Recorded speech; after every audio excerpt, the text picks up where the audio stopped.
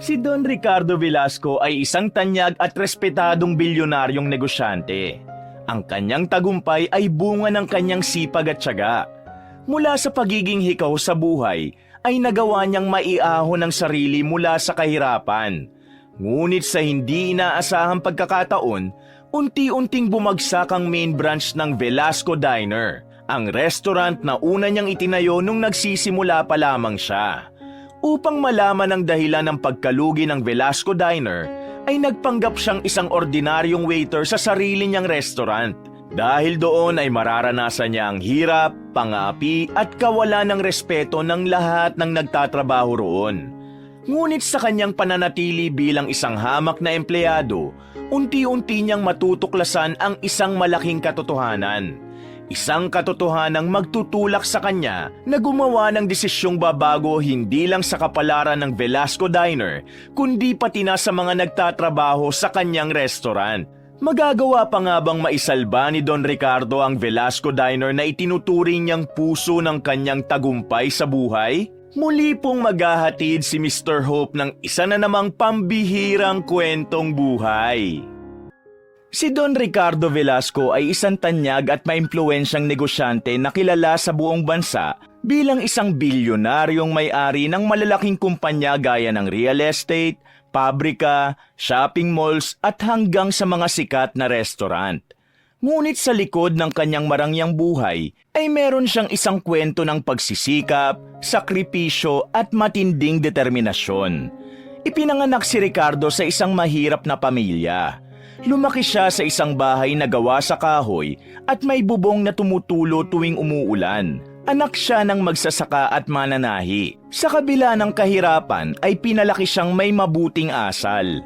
Bata pa lang si Ricardo ay alam na niyang hindi niya nais manatili sa mahirap na uri ng pamumuhay. Habang ang ibang bata ay naglalaro sa bukirin, siya ay nag-aaral ng gusto kahit wala sa paaralan. Nakita ni Ricardo kung paano mapagod ang kanyang ama sa ilalim ng tirik na araw. Nakita niya rin ang kanyang ina na hindi na halos natutulog sa kakatahi ng mga damit. Ang lahat ng ito ang nagtulak kay Ricardo upang mangarap at magsikap sa buhay upang maibigay niya sa kanyang mga magulang ang buhay na pangarap niya para sa mga ito. Sa edad na 16, nagdesisyon siyang lumuwas ng Maynila, dala ang maliit na halagang inipon niya mula sa pagtitinda ng gulay sa palengke. Hindi naging madali ang kanyang buhay sa lungsod. Naranasan niyang matulog sa bangketa, magutom ng ilang araw at magpalipat-lipat ng trabaho. Ngunit sa kabila ng lahat ng yun ay hindi niya nakalimutan ang kanyang pangarap. Habang nagtatrabaho si Ricardo sa isang maliit na karinderya, napansin niya ang kahalagahan ng tamang pamamalakad ng negosyo. Napagtanto niyang hindi sapat ang masarap na pagkain at dapat ay maganda rin ang serbisyo sa mga customer. Sinimulan niyang pag-aralan ang bawat galaw ng negosyo mula sa pagbili ng sangkap, pagkukwenta ng kita, hanggang sa tamang pagtrato sa mga suki. Dito siya natutong magnegosyo at dumiskarte. Sa ilang taon ng pagsusumikap, nakapag-ipon si Ricardo ng sapat upang magtayo ng isang maliit na karinderya. Mula roon, lumago ang kanyang negosyo hanggang sa maging isa na yung kilalang restaurant chain. Hindi nagtagal, pumasok din siya sa iba pang industriya tulad ng real estate at manufacturing hanggang sa tuluyan siyang maging isa sa pinakamayamang tao sa bansa. Ngunit sa kabila ng kanyang kayamanan, hindi niya kailanman nalimutan kung saan siya nagsimula. Alam niyang ang tagumpay ay hindi lamang tungkol sa pera, kundi sa kung paano niya ginagamit ang kanyang impluwensya upang makapagbigay ng trabaho sa mga nangangailangan. Isang umaga, sa ikalimang palapag ng office building ni Don Ricardo ay nagaganap ang isang mahalagang meeting. Sa loob ng isang conference room ay naroon si Don Ricardo kasama ang ilang may posisyon sa kanyang kumpanya. Sa edad na 63 ay matikas pa rin ang tindig ni Don Ricardo. Nakatayo sa harapan ng lahat si Miguel, ang Chief Financial Officer.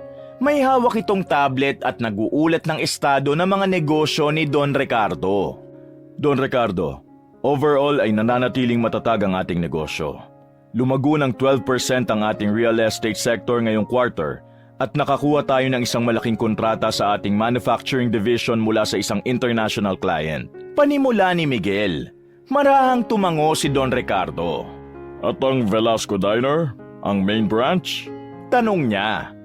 Mahina po ang kita ng Velasco Diner nito nakaraang 3 buwan. Sa hindi malamang dahilan ay patuloy itong bumababa. Wala namang ibang restaurant na nagbukas malapit sa atin at hindi rin nagkaroon ng malaking pagbabago sa ating menu o presyo. Sagot ni Miguel.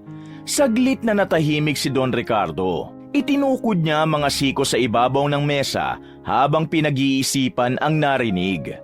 Ang main branch ng Velasco Diner ay ang pinakauna niyang negosyo. Isa yung simbolo ng kanyang pagsisimula. Hindi niya kayang hayaang bumagsak yun ng ganun-ganun lang. Anong paliwanag ng manager natin doon? Tanong ni Don Ricardo habang nakatuon ang tingin kay Miguel. Ang sabi po ng manager na si Miss Vivian ay normal lang daw ang pagbaba ng kita dahil sa dumarami ang option ng mga tao pagdating sa kakainan. Pero wala siyang konkretong paliwanag kung bakit naapektuhan tayo ng ganito kalaki. Sagot ni Miguel. Lalong lumalim ang kunot sa noo ni Don Ricardo. Hindi siya kailanman naniniwala sa palusot ng mga taong hindi gumagawa ng paraan para solusyonan ang problema. Kung walang malinaw na dahilan, ibig sabihin may problema sa loob. Alamin mo ang totoong dahilan, Miguel. Hindi ako makakapayag na ang pinakaunang negosyong itinayo ko ay biglang malulugi nang hindi ko nalalaman kung bakit. Matigas na wika ni Don Ricardo. Okay, Don Ricardo. Aalamin ko po agad ang totoong dahilan ng pagbaba ng kita ng main branch ng Velasco Diner. Matiim na tugon ni Miguel.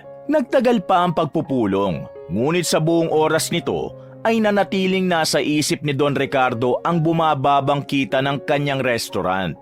Alam niyang walang negosyo ang bumabagsak ng walang dahilan.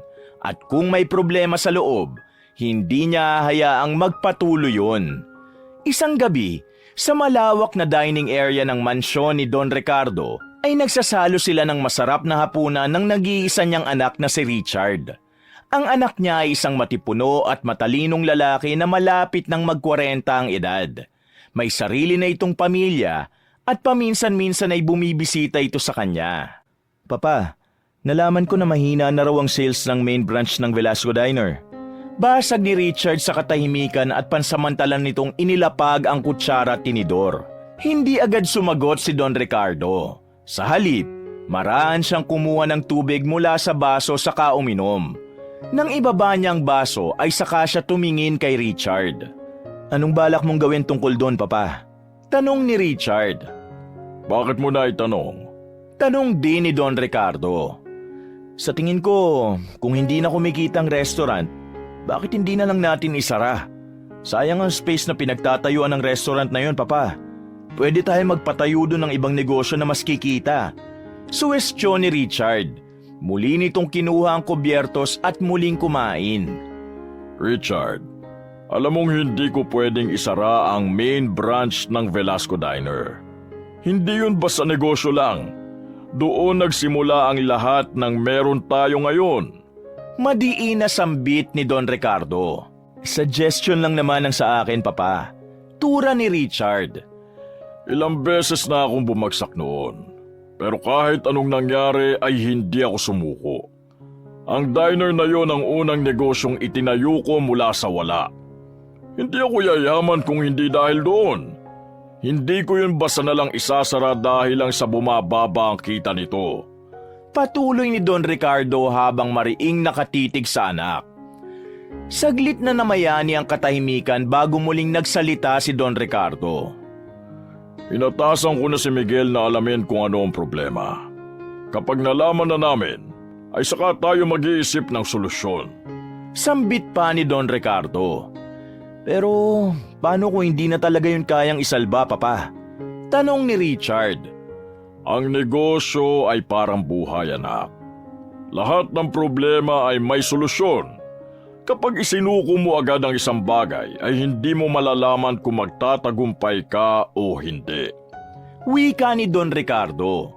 Muling natahimik ang mag-ama at hindi nagtagal ay muli silang nag-usap. pero hindi na tungkol sa main branch ng Velasco Diner. Napunta ang usapan nila sa iba pa nilang negosyo. Pinag-usapan nila ang bagong hotel na binubuksan nila sa Cebu, ang lumalawak nilang construction empire at ang patuloy na paglago ng kanilang real estate investments. Ngunit habang pinag-uusapan nilang negosyo, hindi na iwasan ni Richard na banggitin ang nanay nito. Kung buhay pa sana si Mama, malamang siya mismo nagpapatakbo ng Velasco Diner. Mahina at malungkot na sabi ni Richard. Napabuntong hininga si Don Ricardo. Napatingin siya sa malaking portrait ni Maricel Velasco na nakasabit sa dingding ng dining hall. Si Maricel ang una't huling babaeng minahal niya, ngunit maaga itong namatay dahil sa isang malubhang sakit. Tama ka, anak. Kung buhay pa ang mama mo, siguradong hindi niya hayaan na bumagsak ang restaurant na magkasama naming pinalago. Halos pabulong na tura ni Don Ricardo. Muling bumalik ang katahimikan sa silid. Napatingin si Don Ricardo sa bakanting upuan sa kaliwa niya at isang mapait na ngiti ang sumilay sa labi niya dahil sa upuan na yun nakaupo ang namayapa niyang asawa. Alam niya na kung buhay pa ito, ay mas magiging madali ang lahat para sa kanila ng kanyang anak na si Richard. Isang umaga ay abala si Don Ricardo sa kanyang opisina. Sa harapan niya ay may isang tumpok ng mahalagang dokumento gaya ng mga kontrata, mga plano para sa bagong proyekto, at ilang mahalagang papeles para sa kanilang hotel investments. Tahimik niyang binabasa ang bawat isa at minamarkahan ang mga kailangang baguhin. Maya-maya ay tumunog ang intercom sa kanyang malaking lamesa. Huminto siya sandali upang pakinggan ang sasabihin ng kanyang secretary. Sir, narito po si Miguel. Gusto po niya kayong makausap. Ani ng kanyang sekretary sa kabilang linya. Hindi nag-angat ng tingin si Don Ricardo mula sa binabasa niyang dokumento. Papasukin mo siya. Tugon niya. Pagkalipas ng ilang segundo, bumukas ang malaking pinto ng opisina ni Don Ricardo. Pumasok si Miguel. Nakasuot ito ng kulay abo na suit. Maupo ka, Miguel. Wika ni Don Ricardo. Itinuro niya ang upuang nasa tapat ng kanyang mesa. Tumango si Miguel at marahang umupo. Nabisita ko na po ang main branch ng Velasco Diner, Don Ricardo. Nagsagawa po ako ng sarili kong investigasyon. Sinubukan kong intindihin kung ano ang problema. Halos wala na pong kumakain doon. Kahit ang mga dating regular customers natin hindi na bumabalik. Kinausap ko po ang manager na si Miss Vivian pero kahit siya ay hindi alam kung ano talaga ang dahilan ng nangyayari. Tura ni Miguel. Paano nangyari yun? Hindi ba't matatag ang main branch ng Velasco Diner sa loob ng ilang dekada? Ang nagtatakang tanong ni Don Ricardo. Mukhang nagbago na po ang panahon. Kahit ang mga dating regular customers natin hindi na bumabalik. Kinausap ko po ang manager na si Miss Vivian, pero ni siya ay hindi alam kung ano talaga ang dahilan. Sagot ni Miguel. Ano sa tingin mo dapat nating gawin? Malamig na tanong ni Don Ricardo. Nag-aalangan si Miguel bago sumagot. Sa huli, bumuntong hininga ito at diretsyong sinabi ang iniisip. Pasensya na po, Don Ricardo, pero pinag-aralan ko ng sitwasyon. Sa tingin ko, mas mabuting isara na natin ang main branch ng Velasco Diner. Malungkot na tugon ni Miguel. Hindi agad kumibo si Don Ricardo. Sa halip, inilagay niya ang kanyang mga kamay sa ibabaw ng mesa at pinagsalikop ang kanyang mga daliri. Bakit sa tingin mo na yan ang dapat nating gawin, Miguel? Tanong ni Don Ricardo sa kalmadong tinig. Marami na pong mas malalaki at mas kilalang restaurant sa paligid. Ang dating suki natin mukhang doon na kumakain. Bukod pa ron, ang renta sa lokasyon ay napakataas na rin. Hindi na siya financially sustainable. Paliwanag ni Miguel. Tumango si Don Ricardo. Ngunit sa halip na sumang-ayon, nanatili siyang tahimik. Maya-maya ay tumayo siya at lumapit sa malaking glass wall ng kanyang opisina. Mula roon ay tanaw niya ang buong lungsod. Hindi opsyon ang pagsarado sa main branch ng Velasco Diner, Miguel. Yun ang unang negosyong itinayo ko. At hindi ko yung basta-basta isusuko. Ako mismo mag-iisip ng paraan para maisalba ang Velasco Diner. Mariing wika ni Don Ricardo. Wala nang nagawa si Miguel kundi tumango. Alam nitong kapag ganun na magsalita si Don Ricardo, ay wala nang pwedeng kumontra. Makakalis ka na, Miguel. Tatawagan na lang kita kapag may desisyon ako. Tura ni Don Ricardo. Tumayo na si Miguel at bahagyang yumuko bilang respeto bago lumabas ng opisina ni Don Ricardo. Nang makalabas na si Miguel, ay matiim siyang nag-isip kung ano ang gagawin niyang hakbang. Pero dahil sa magulo pa ang isip niya, ay wala pa siyang maisip na paraan. Pagsapit ng hapon ay nakipagkita si Don Ricardo sa anak niyang si Richard. Nagkita sila sa isang golf course kung saan madalas silang maglaro ng golf. Ang paglalaro ng golf ay isa sa paborito nilang bonding na mag-ama. Nakatayo si Don Ricardo Velasco sa gilid. Mahigpit ang hawak niya sa kanyang golf club habang nakatutok sa bola. Nasa tabi niya si Richard na ang isang kamay ay nasa bulsa at ang isa ay hawak ang sarili nitong club. Nakausap ko si Miguel kanina.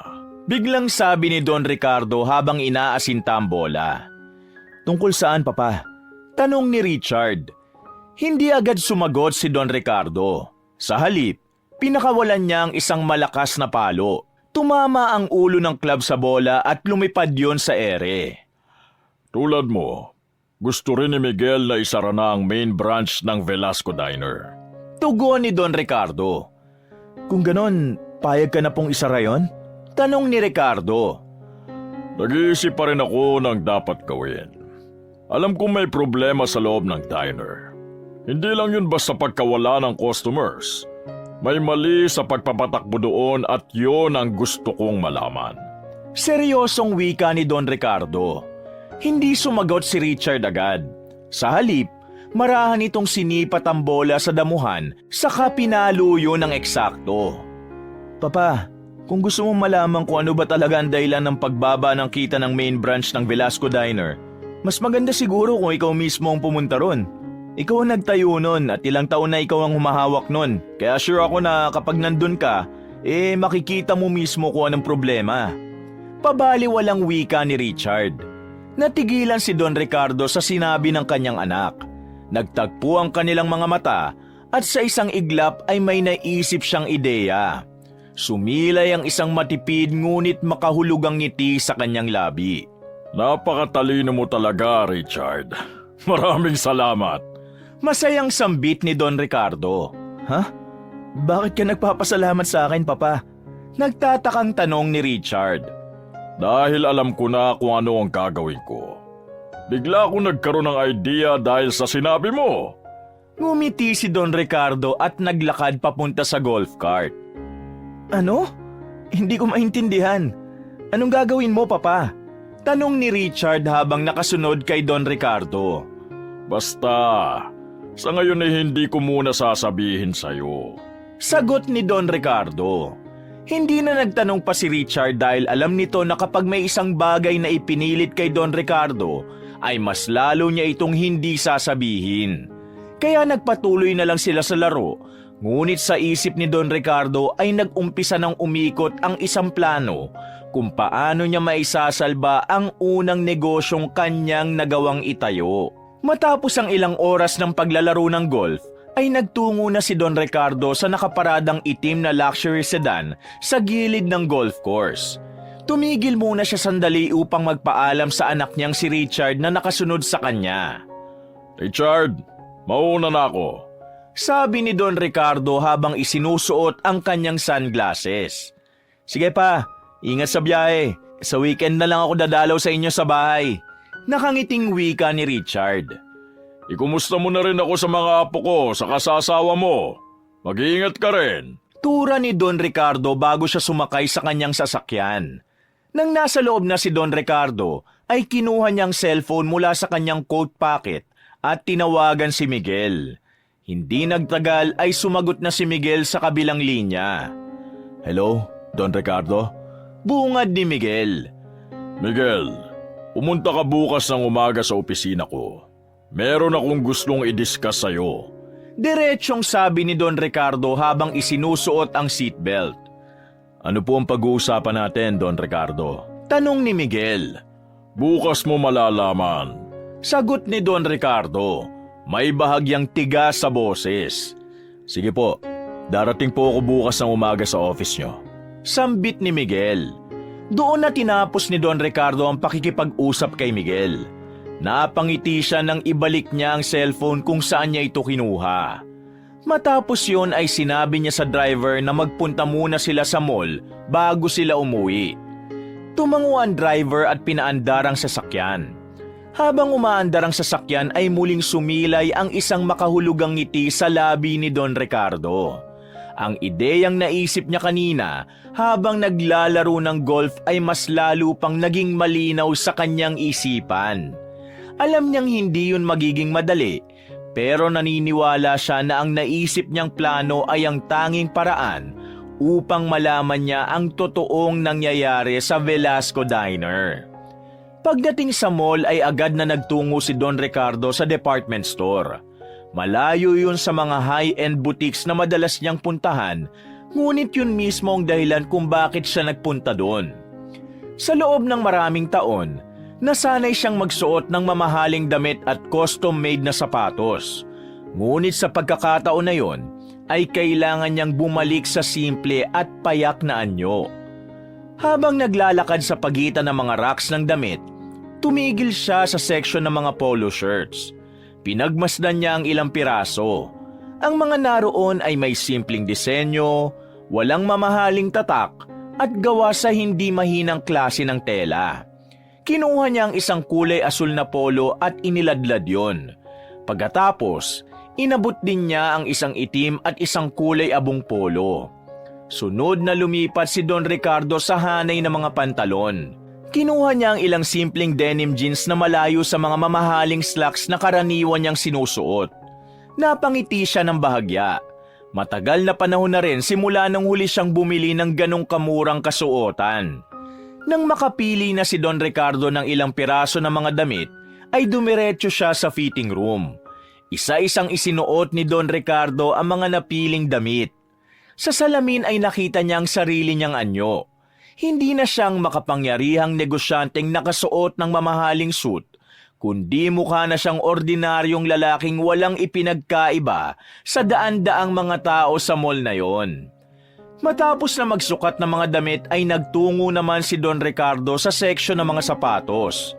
Pinili niya ang isang pares ng itim na rubber shoes na magaan at komportable. Matapos ang halos isang oras na pamimili, ay nagtungo na si Don Ricardo sa counter upang bayaran ang lahat ng napili niya. Habang pinapunch ng cashier ang kanyang mga binili, hindi niya naiwasan ang mapangiti. Ilang dekada na ang nakalipas mula nang huli siyang mamili ng mga damit na hindi marangya. Parang bumalik siya sa panahong nagsisimula pa lang siya at noong wala pa siyang pangalan sa mundo ng pagnenegosyo. Nang mabayaran na ni Don Ricardo ang kanyang mga pinamili, ay kinuha niya mga paper bag at lumabas na ng department store.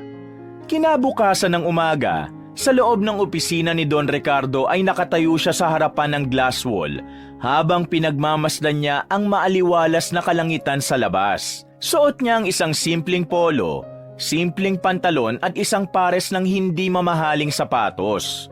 May suot din siyang bucket hat na isang bagay na matagal na niyang hindi sinusuot.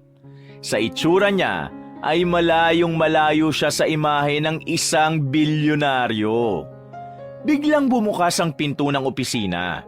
Hindi humarap si Don Ricardo dahil alam niyang si Miguel yon. Excuse me po, sino po kayo? Nasaan po si Don Ricardo? Magalang na tanong ni Miguel. Humarap si Don Ricardo at bahagyang nagulat si Miguel nang makita niya. Don Ricardo? Hindi makapaniwalang bulalas ni Miguel. Oh, Miguel. Ako nga ito. Nakangiting wika ni Don Ricardo. Sorry po, nagulat lang po ako. Bakit po ganyan ang suot ninyo? Nakakunot ang noong tanong ni Miguel. Bakit? May problema ba sa suot ko ngayon? Tanong ni Don Ricardo. Umiikot pa siya na para bang minomodelo niya ang kanyang kasuotan. Umiling si Miguel. Wala naman po. Hindi lang ako sanay na makita kayong nakasuot ng ganyan. Para pong ibang tao kayo eh. Tugon ni Miguel. Natawa si Don Ricardo at lumapit kay Miguel. Alam mo Miguel, namiss kong magsuot ng ganitong damit. Mas maayos pa nga ito kumpara sa mga isinusuot ko noong bago pa ako magkaroon ng negosyo.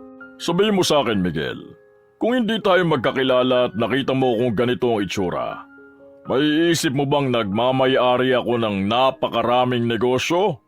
Diretsyong tanong ni Don Ricardo. Umiling si Miguel. Kung hindi po kita kilala, Don Ricardo, iisipin kong isa lang kayong normal na tao.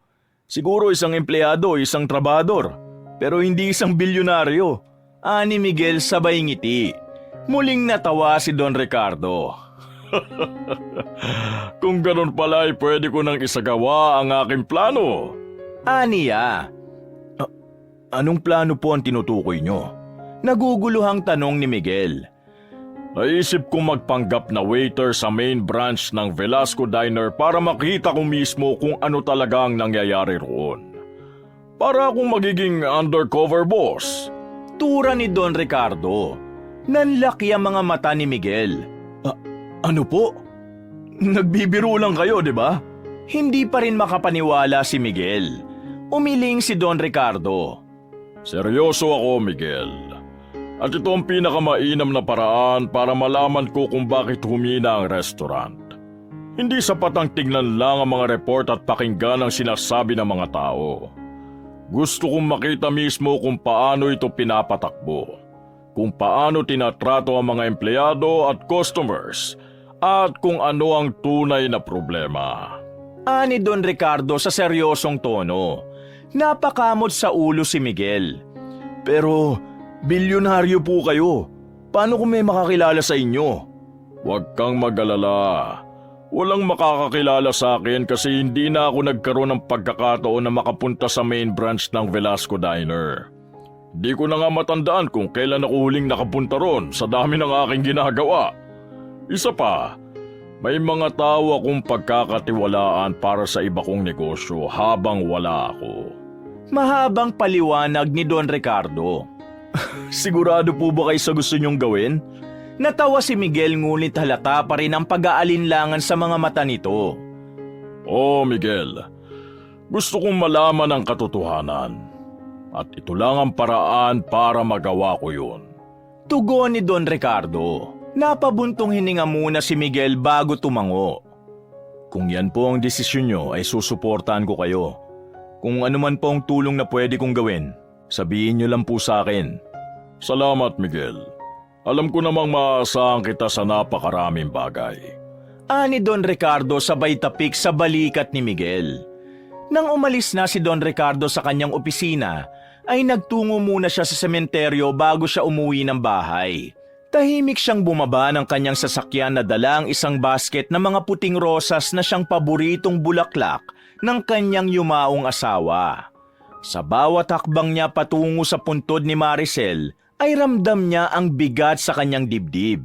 Hindi siya madalas magtungo roon hindi dahil nakalimot na siya, kundi dahil sa bawat pagpunta niya roon ay parang muling nagbabalik ang sakit ng sugat ng pagkawala ng kanyang mahal na asawa.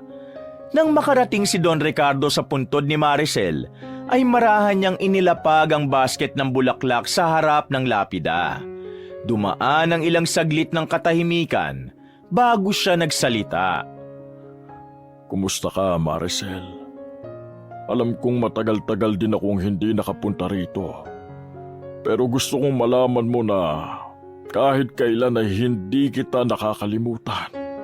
Sambit ni Don Ricardo sa mahinang tinig na para bang nasa harapan niya ang kanyang asawa. Bumuntong hininga siya bago bumalik ang tingin sa puntod. Maricel, may gagawin akong isang bagay na alam kong kung buhay ka pa, malamang ay tatawanan mo. Magpapanggap akong waiter sa Velasco Diner. Alam kong matanda na ako para sa mga ganong bagay. Pero wala na akong ibang maisip na paraan para malaman kung ano talaga ang problema sa restaurant natin. Hindi ako makakapayag na tuluyan itong magsara, Maricel.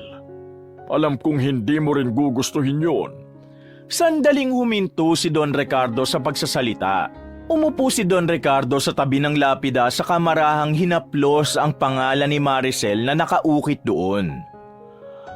Naalala mo pa ba nung nag-uumpisa pa lang tayo? Hirap na hirap tayo noon. Pero hindi tayo sumuko. Ikaw ang nakasama ko nung muntik ng malugi ang Velasco Diner. Ikaw ang nag-isip ng paraan para maisalba natin yun. Kaya hindi ko hahayaang masayang ang lahat ng pinaghirapan natin. Gagawin ko ang lahat para maisalba ang Velasco Diner. Maluhaluhang wika ni Don Ricardo. Muli niyang hinaplos ang puntod bago marahang tumayo. Gabayan mo ko, Maricel. Kung nandito ka lang, alam kong ikaw mismo ang unang tatayo para ayusin ang lahat ng ito. Pero dahil wala ka na ako na lang ang gagawa nito para sa atin. Sige na, alis na pala ako. Huwag kang mag-alala. Kapag may oras ako ay babalik ako rito para ikwento sa iyo ang mga mangyayari. Ani Don Ricardo, pinunasan niya ng kamay niya ang gilid ng kanyang mga mata. Maraan siyang naglakad palayo at sa bawat hakbang niya ay dama niya ang bigat ng pangakong binitawan niya sa kanyang asawa. Alam niyang mahirap ang gagawin niya, ngunit para sa alaala ni Maricel at sa lahat ng pinaghirapan nila, ay handa siyang gawin ang lahat. Pagpasok ni Don Ricardo sa sasakyan, ay inutusan na niya ang kanyang driver na ihatid siya sa kanyang mansyon. Isang gabi, nasa sala ng kanyang mansyon si Don Ricardo. Magkatabi sila ni Miguel na nakaupo sa sofa. Isa-isa nilang chinecheck ang mga peking dokumento at mga ID na pinagawa ni Miguel para kay Don Ricardo. Sigurado ka na ba rito, Don Ricardo? Baka kasi may makaalam na peke itong mga ID at documents nyo. May pag-aalalang sambit ni Miguel. Maayos naman itong pagkakagawa mo sa mga ito. Sa tingin ko walang makakahalatang peke ang mga ito.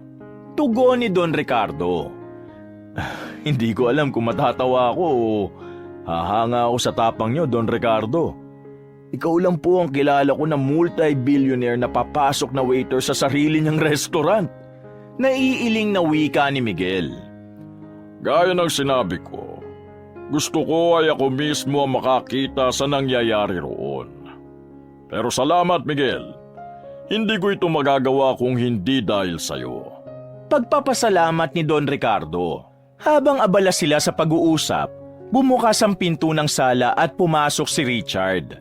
Napakunot ang noon nito nang makita silang dalawa. Aba, sipag nyo naman. Gabi na pero trabaho pa rin ang inaatupag nyo. Biro ni Richard habang naglalakad palapit sa kanila. Napatingin si Don Ricardo kay Miguel bago siya bumaling kay Richard. Hindi lang ito basta trabaho, anak. May gagawin akong isang bagay. Magpapanggap akong waiter sa Velasco Diner. Pag-amin niya. Nagpapatawa ka ba, Papa? Bakit ka naman magiging waiter doon? Kulang na ba tayo ng tao ron kaya naisipan mong mag-waiter sa Velasco Diner? Natatawang wika ni Richard hanggang sa napahalakhak na nga ito. Seryoso ako, Richard. Matiim na tumingin si Don Ricardo sa kanyang anak. Napahinto sa paghalakhak si Richard. Sumeryoso ito at umupo sa tabi ni Don Ricardo. Okay, seryoso ka nga. Pero, Papa, bakit nyo gagawin to? Nalilitong tanong ni Richard. Dahil gusto kong malaman kung ano ba talaga ang nangyayari sa main branch ng Velasco Diner at kung bakit ito humihina. Hindi sapat ang mga report na natatanggap ko. Gusto kong makita, maranasan at maintindihan kung ano ang nangyayari roon. Paliwanag ni Don Ricardo. Pero Papa, matanda ka na para sa ganitong bagay. Baka hindi mo kayanin ang pagiging waiter. May pag-aalalang wika ni Richard. Richard, huwag kang mag-alala. Oo, 63 years old na ako. Pero malakas pa ako. Hindi mo ba naaalala? Bago ako naging bilyonaryo, ay nagtrabaho rin ako bilang waiter noon. Ani Don Ricardo. Alam ko naman po na wala na akong magagawa para pigilan kayo. Kung yan ang gusto nyo, sige, hayaan ko na lang po kayo. Pagpayag ni Richard. Binalik ni Don Ricardo ang tingin sa mga dokumento. May kaba siyang nararamdaman, pero mas lamang ang excitement. Matagal ng panahon ang nakalipas simula noong nagtrabaho siya bilang isang waiter at para sa kanya ay masayang experience na bumalik siya sa kung saan siya nagsimula. Makalipas ang 3 araw mula ng huling pag-uusap ni na Don Ricardo at Miguel ay nagtungo na sila sa main branch ng Velasco Diner. Nakasuot siya ng simpleng gray na polo, kupas na pantalon na maong at simpleng itim na sapatos. Sa kanyang ulo ay isang bucket hat na bahagyang tumatakip sa kanyang noo. May dala din siyang backpack na naglalaman ng kaunting gamit. Malalim siyang huminga habang pinagmamasda ng restaurant. Ang dating makulay at buhay na establishmento ay tila nawala ng sigla. Kahit patanghaling tapat ay halos walang tao sa loob. Don Ricardo, sigurado ka na ba rito? Hindi ka na po ba atras? Tanong ni Miguel sa kanya. Wala nang atrasan ito, Miguel. Nandito na tayo. Tugon ni Don Ricardo. Tumingin si Don Ricardo sa malaking glass wall ng restaurant. Matapos ang ilang segundo ay naglakad na siya palapit sa restaurant. Itinulak niya ang pinto at pumasok sila ni Miguel sa loob. Agad niyang napansin ang kawalan ng sigla ng restaurant.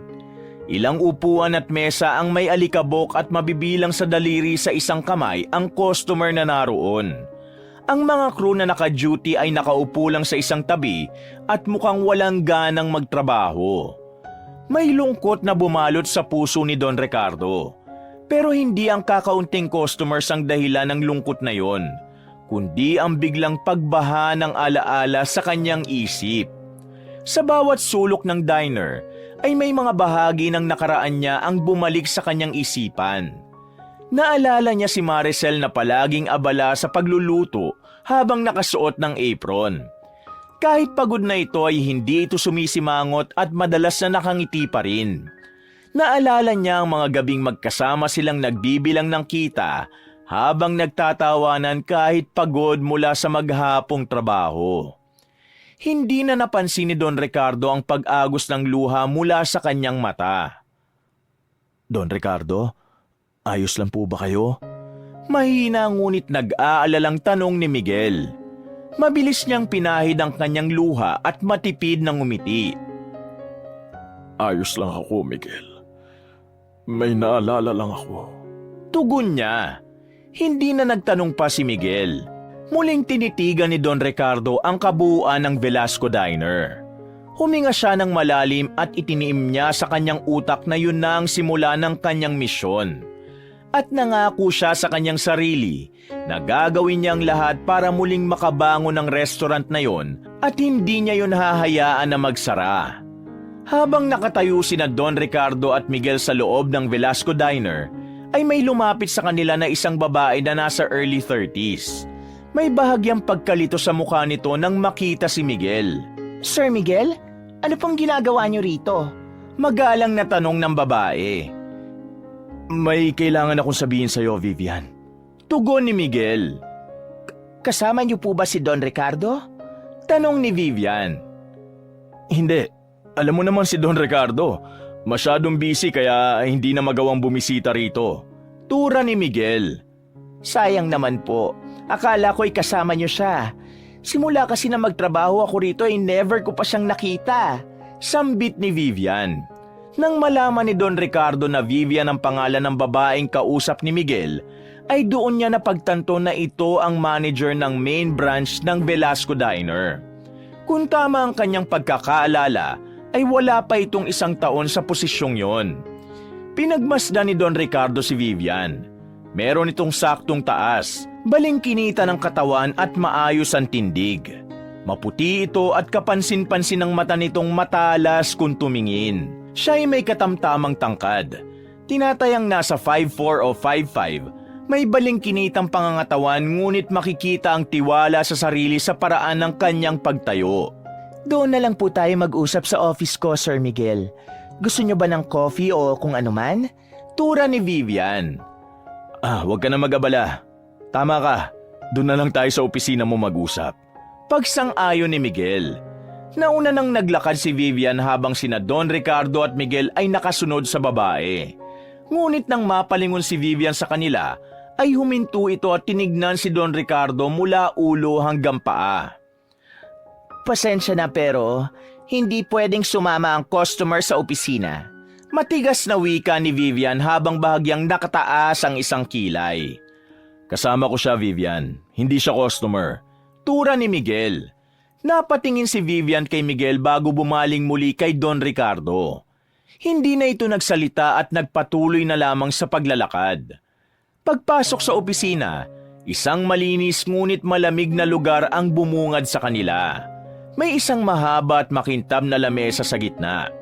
Umupo si Vivian sa kanyang swivel chair habang sina Miguel at Don Ricardo naman ay naupo sa mga silyang nasa harapan ng mesa. Ano pala yung sasabihin mo, Sir Miguel? Tanong ni Vivian habang diretsyong nakatingin kay Miguel. Gusto kong ipakilala sa iyo si Carding Reyes. Ani Miguel sabay turo kay Don Ricardo. Ikinagagala kitang makilala, Ma'am Vivian. Iniunat ni Don Ricardo ang kanyang kamay bilang pagbati.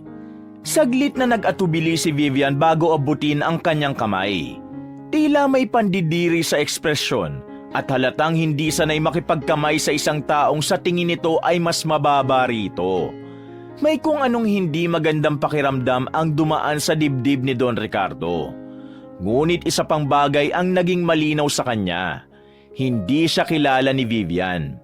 Hindi niya naramdaman na alam nito na siya ang may-ari ng Velasco Diner.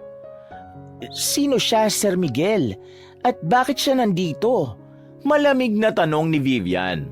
Gumawa kasi si Don Ricardo Velasco ng isang programa na nagbibigay ng trabaho sa mga matatandang kaya pang magtrabaho. Isa si Carding sa napili para matulungan ang programang yon. Simula ngayon, magtatrabaho siya rito bilang waiter. Kung gusto mo, pwede mo siyang interviewin bago siya magsimula.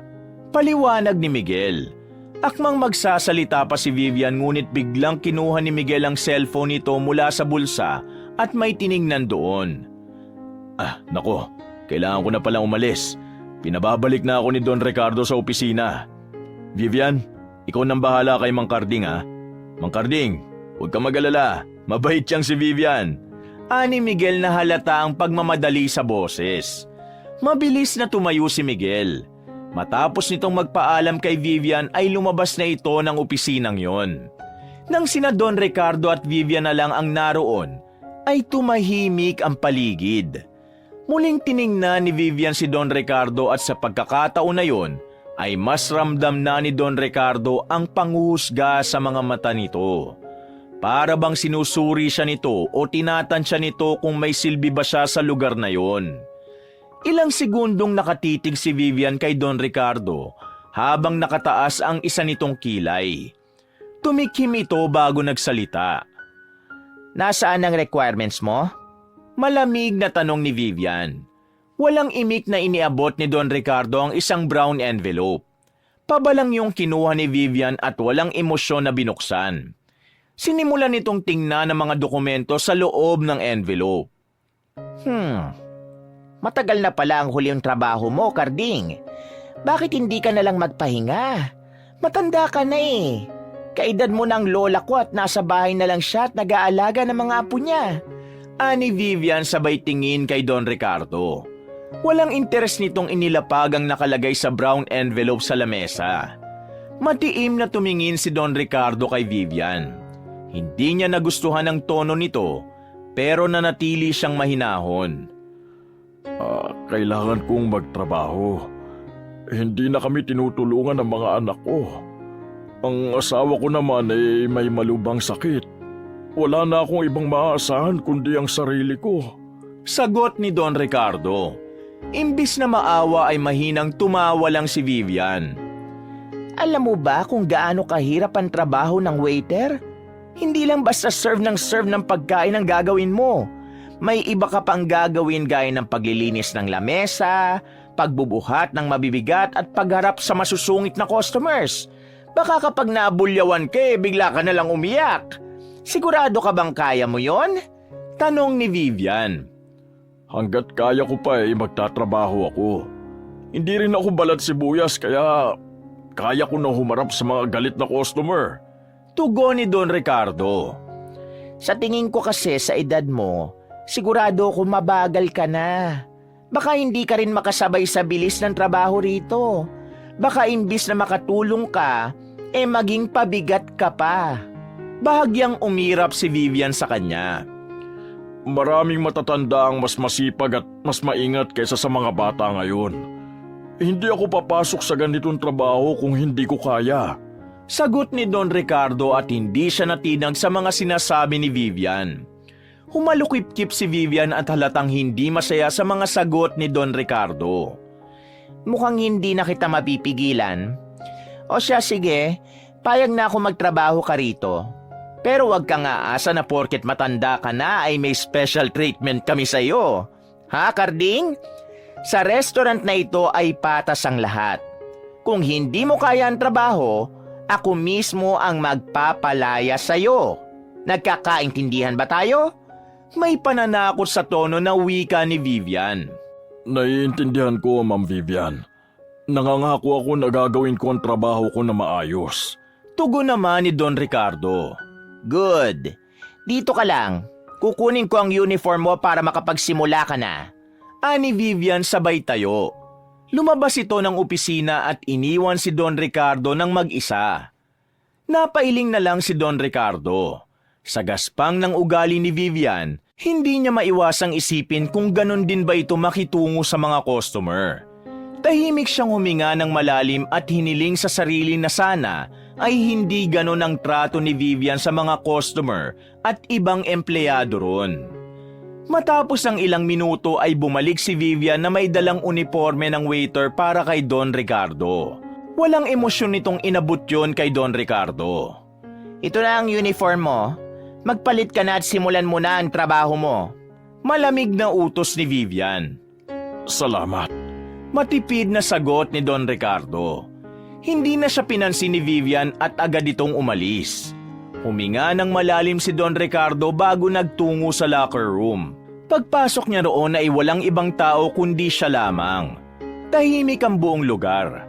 Agad siyang naghanap ng bakanting locker at nang makakita ay inilagay niya roon ang brown envelope at ang kanyang bag. Isinampay niya ang uniforme sa isang sabitan at sinimulang hubarin ang kanyang lumang polo. Habang isinusuot ang puting polo at apron, ay hindi niya napigilang mapangiti. Para bang bumalik siya sa nakaraan nung bata pa siya at nagsisimula bilang isang waiter sa maliit na restaurant. Naalala niya ang bilis ng kanyang mga kamay sa pagsaserve, ang ingay ng kusina at ang tuwang nararamdaman niya tuwing may customer na nagpapasalamat sa kanyang serbisyo. Nang maisuot na ni Don Ricardo ang kanyang uniform, ay humarap siya sa isang salamin sa gilid ng locker room. Tinitigan niya ang sarili mula roon. Ngunit ang katahimikan ng locker room ay biglang naputol nang bumukas ang pinto.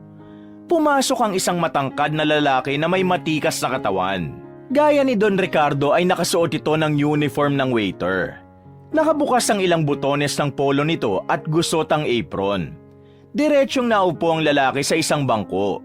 Naglabas ito ng isang kaha ng sigarilyo at tinapik nito ang ilalim ng kaha sa palad bago bumunot ng isa. Napansin siya ng lalaki at saglit itong natigilan. Sinipat siya nito mula ulo hanggang paa habang baka sa muka ang pagtataka. "Sino ka?" tanong ng lalaki. Lumapit ng bahagya si Don Ricardo at hindi nagpakita ng anumang kaba. Ako si Carding. Bago akong waiter dito. Tugon niya. Biglang natawa ang lalaki. Tumayo ito at dahan-dahang lumapit sa kanya. "Bagong waiter? Ikaw? Tatang, ang tanda mo na para maging waiter." Napapailing na tura ng lalaki. May programa ang may-ari ng restaurant na ito na nagbibigay ng trabaho sa mga matatandang kaya pang magtrabaho na kagaya ko. May hinahong tugon ni Don Ricardo. "Talaga? Pero kaya mo ba talaga? Hindi madali ang trabaho rito, tanda." Natatawang sabi ng lalaki na may kasamang pangiinsulto. Napansin ni Don Ricardo ang nameplate ng lalaki, kaya nalaman niya na Andrew ang pangalan nito. Andrew, kung ano ang kaya mong gawin ay kaya ko rin. Kalmadong wika ni Don Ricardo. Teka, paano mo nalaman ang pangalan ko? Nagtatakang tanong ni Andrew. Nakalimutan mo na ba na may nameplate ka? Sagot ni Don Ricardo sabay ngisi. Ay, oo nga pala. Bawal manigarilyo dito sa locker room at bawal din sa loob ng restaurant. May smoking area sa labas ah. Kung gusto mo manigarilyo, doon ka na lang. Dugtong pa niya. Natahimik si Andrew. Nagkatitigan sila ni Don Ricardo. Sa huli, ngumisi si Don Ricardo saka tumalikod at lumabas na ng locker room. Paglabas ni Don Ricardo ng locker room, ay napansin niya mga mata ng ibang waiter at staff na nakatingin sa kanya. Sa paglalakad niya ay narinig niya ang bulungan ng ilan sa mga yon. Uy, tignan mo yung pare oh. Si Lolo Waiter. Bulong ng isa. Kaya pa kaya niyang magdala ng tray? Baka bumigay ang braso niyan ha? Sabat naman ng isa pa sabay tawa. Hindi yun pinansin ni Don Ricardo. Sa halip, huminga siya ng malalim at inisip kung paano niya magagampanan ng maayos ang kanyang trabaho.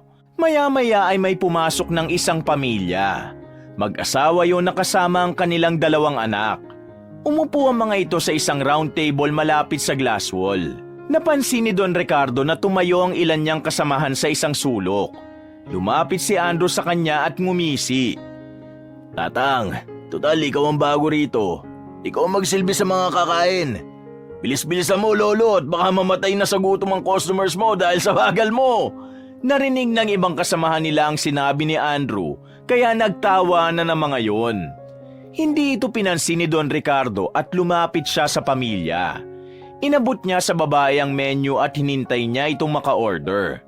Nang makapili na ang babae, ay nagtungo siya sa kitchen upang sabihin ang order ng mag-anak. Ngunit naging sunod-sunod ang pag-pressure sa kanya ng mga kasamahan niya. Tinangka siyang guluhin at tarantahin ang lahat. Maging si Vivian ay nagmamasid na tila hinihintay ang kanyang pagkakamali. Ngunit hindi natinag si Don Ricardo. Matapos na maluto ang order ng mag-anak, ay bumalik si Don Ricardo sa lamesa ng mga ito, dala ang kanilang mga in-order. Maingat niyang inilagay sa lamesa ang lahat ng pagkain.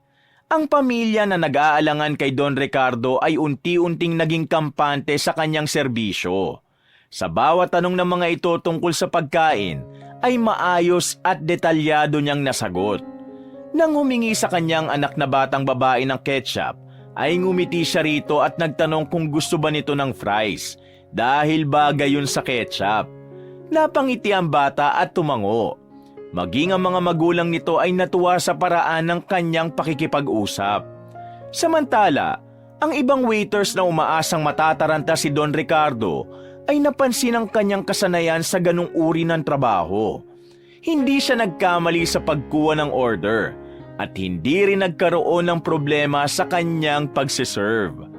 Si Andrew na kanina pa nagmamasid sa kanya ay napangisi at tila namangha ngunit ayaw ipahalata. At sa huli, nang matapos ang pagkain ng pamilya, ay binigyan pa nito si Don Ricardo ng malaking tip. Kinuha ni Don Ricardo ang pera at marahang ngumiti. Maraming salamat po sa pagbisita. Sana'y bumalik po kayo. Bahagya pa siyang yumukod bilang paggalang. Nang lumabas ang pamilya ay naramdaman ni Don Ricardo ang tahimik na tingin ng kanyang mga kasamahan. Nagkibit balikat lang siya at sinimulan na niyang linisin ang lamesa kung saan kumain ang huli nilang customers. Pagsapit ng 10:00 ng gabi, ay isa-isa nang nag-alisa ng mga empleyado ng restaurant. May ilang natira na nag-uusap at nag-aayos ng kanilang mga gamit. Napailing si Don Ricardo nang tumingin siya sa paligid at napansin niyang magulo pa rin ang dining area. Ang mga mesa ay may mga baso, plato at mga tissue na basta na lang iniwan. Sa sahig, may ilang piraso ng natapong pagkain. Sa counter naman ay tambak ang mga tray na may pinagkainan. Napatingin siya kay Vivian na kasalukuyang nag-aayos ng kanyang bag. Ma'am Vivian, hindi pa ba tayo maglilinis bago umuwi? Tanong ni Don Ricardo. Tumingin si Vivian sa kanya sa kabahagyang umisi. Ikaw na lang, Karding. May kanya-kanya tayong trabaho rito ha? At bilang baguhan, parte ng trabaho mo ang magligpit ngayong gabi. Anito, hindi siya makapaniwala sa narinig.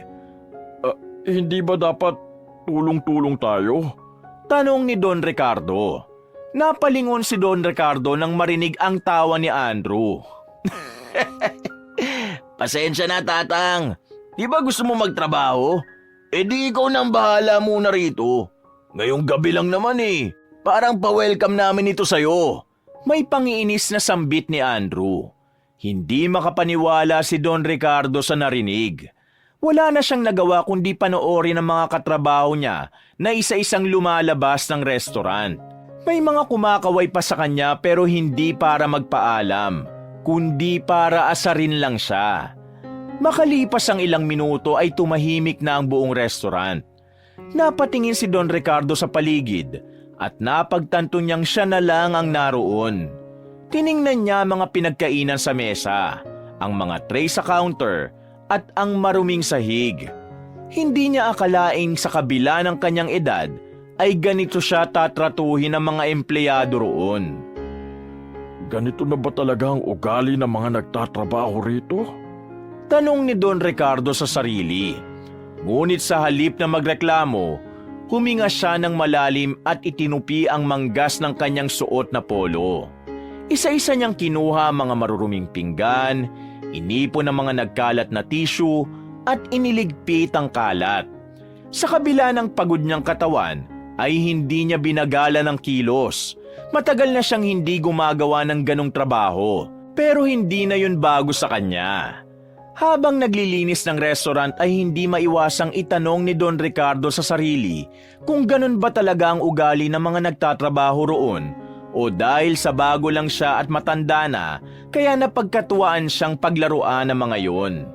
Habang pinupunasan niya ang huling mesa na marumi, ay napatitig siya sa malaking salamin sa dingding. Nakita niya ang sarili niyang refleksyon. Isang matandang lalaking may pawis sa noo at may pagod sa mga mata. Bumuntong hininga si Don Ricardo. Mas lalo siyang nagkaroon ng dahilan para ituloy ang pagpapanggap niya, lalo na't hindi pa rin niya nalalaman kung ano nga bang dahilan kung bakit bumabagsak ang main branch ng Velasco Diner. Matapos ang halos isang oras ng paglilinis, tumayo si Don Ricardo sa gitna ng restaurant at tiningnan ang malinis ng paligid. Malalim siyang huminga. Pakiramdam niya, bumalik siya sa panahong isa pa siyang simpleng waiter at isang trabahador na may pangarap. Nang masiguro ni Don Ricardo na maayos na ang lahat, ay tahimik siyang lumabas ng restaurant at ikinandado yon. Nang nasa labas na siya ay doon niya naramdaman ang labis na pagod. Medyo masakit ang likod at balikat niya. Naglakad siya hanggang sa gilid ng kalsada at humugot siya ng malalim na paghinga bago inilabas ang cellphone mula sa kanyang bulsa at tinawagan si Miguel. Ilang saglit lang ay sumagot agad ito. Don Ricardo, natapos na po ba kayo? Tanong ni Miguel sa kabilang linya. Oh, Miguel. Pwede mo na akong sunduin. Tura ni Don Ricardo. Nakapark lang po ako malapit dyan. Hintayin niyo na lang po ako. Ani Miguel. O sige, mag-iingat ka. Matipid na tugon ni Don Ricardo.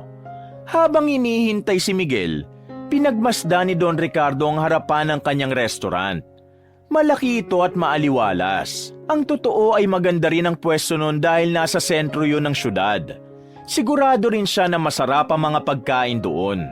Kaya nagtataka siya kung ano ba talaga ang problema at biglang humina yun. Ilang sandali pa, isang itim na kotse ang huminto sa harap ni Don Ricardo. Bumaba si Miguel at nagmamadaling pinagbuksan siya ng pinto. Ngumiti siya kay Miguel bilang pagpapasalamat bago siya pumasok sa kotse at umupo sa passenger seat. Agad namang pumwesto si Miguel sa driver's seat at pinaandar nito ang kotse palayo sa lugar na yon. Habang nagmamaneo si Miguel, ay napansin ni Don Ricardo na panayang sulyap nito sa kanya. Mukhang mabigat na naging unang araw nyo, Don Ricardo ah. Kita ko po na pagod kayo eh. Puna ni Miguel.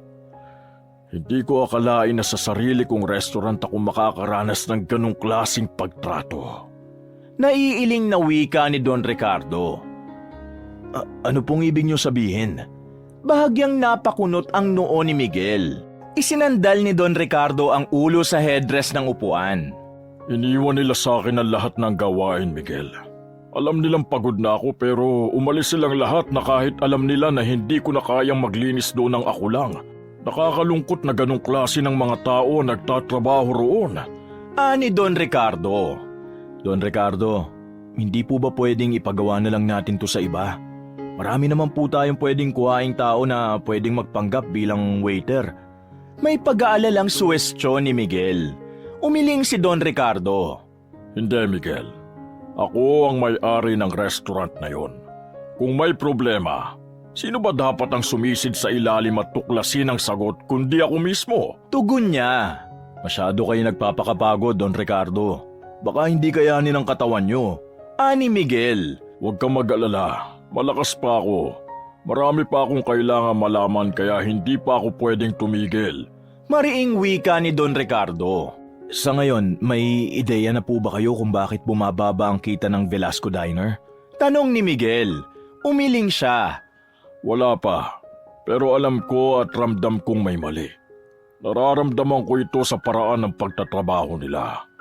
May hindi pa ako nakikita, Miguel.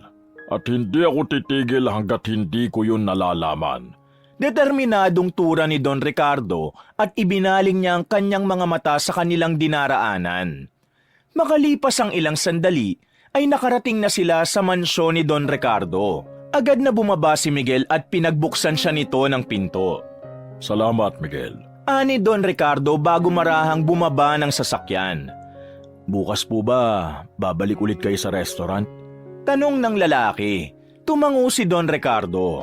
Oo, at sa susunod na araw, sana ay mas marami akong matuklasan.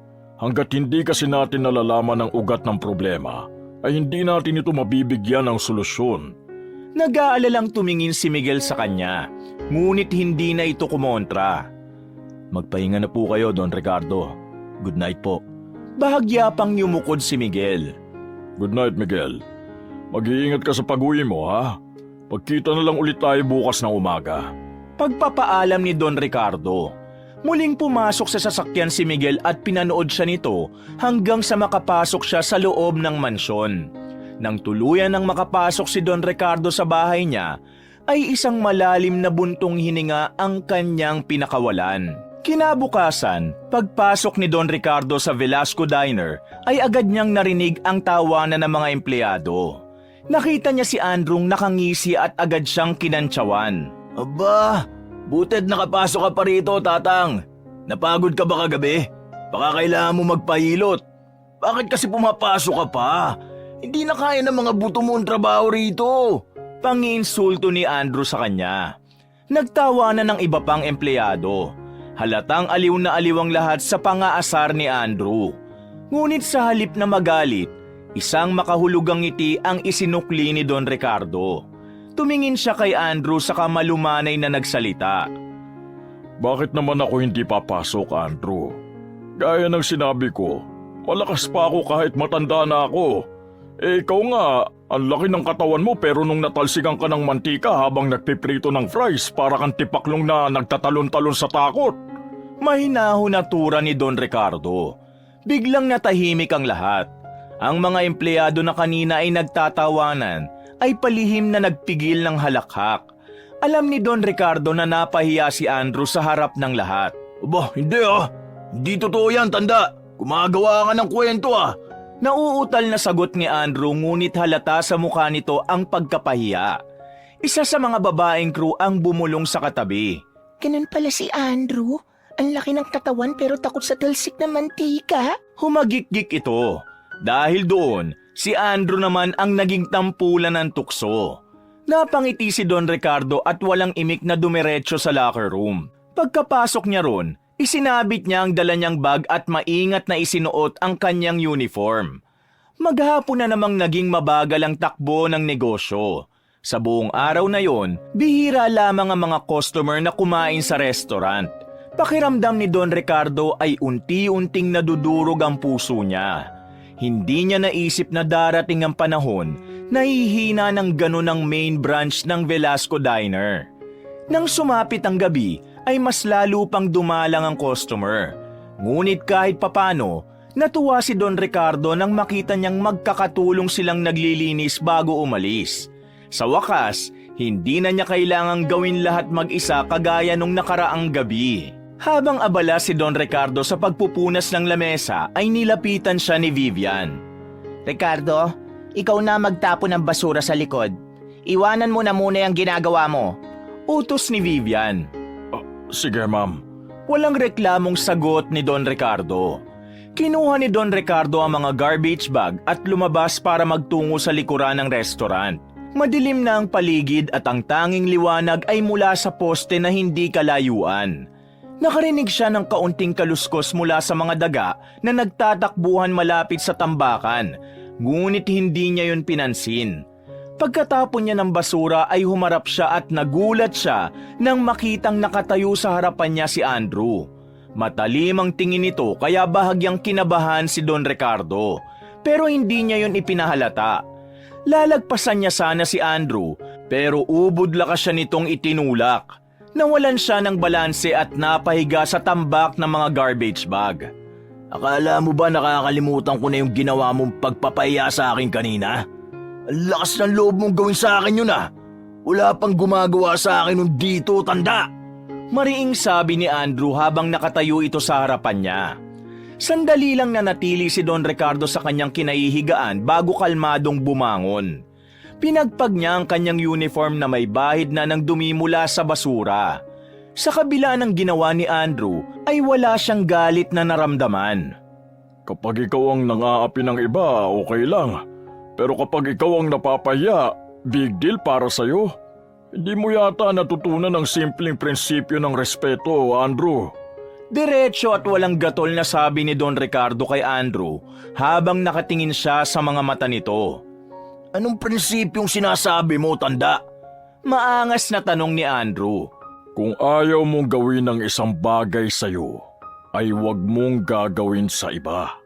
Isang simpleng sagot ngunit may bigat sa bawat salitang binitiwa ni Don Ricardo. Natahimik si Andrew. Tila umurong ang dila nito sa sinabi ni Don Ricardo. Bata ka pa, Andrew.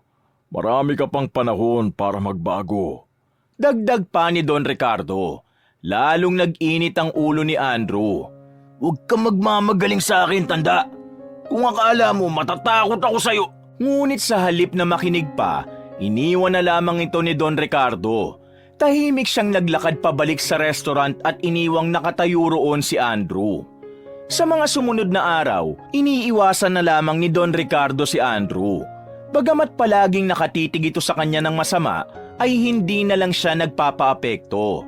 Patuloy lang siya sa trabaho niya at hindi niya hinahayaang sirain ng galit ng iba ang layunin niya sa restaurant na yon. Isang umaga, habang abala si Don Ricardo sa pagmamap ng sahig, ay isang dalaga ang pumasok sa restaurant. Nang mapansin niya ito ay agad siyang tumigil sandali sa ginagawa niya at binati ito ng magalang. Magandang umaga, ma'am. Welcome sa Velasco Diner. Nakangiting tura ni Don Ricardo. Matamis nang umiti ang babae. Hindi yon ang unang beses na nakita niya ito. Sa loob ng 1 linggo ng pagtatrabaho niya roon, ay ilang beses niya na itong napansin na kumakain doon. Palagi itong pumupwesto sa isang sulok na malapit sa glass wall, kaya napagtanto niya na yun ang paborito nitong pwesto sa restaurant. Matapos isandalang map sa tabi, lumapit si Don Ricardo sa dalaga upang kunin ang order nito. Good morning, ma'am. Ang order mo ba ay isang premium burger, spaghetti at pineapple juice?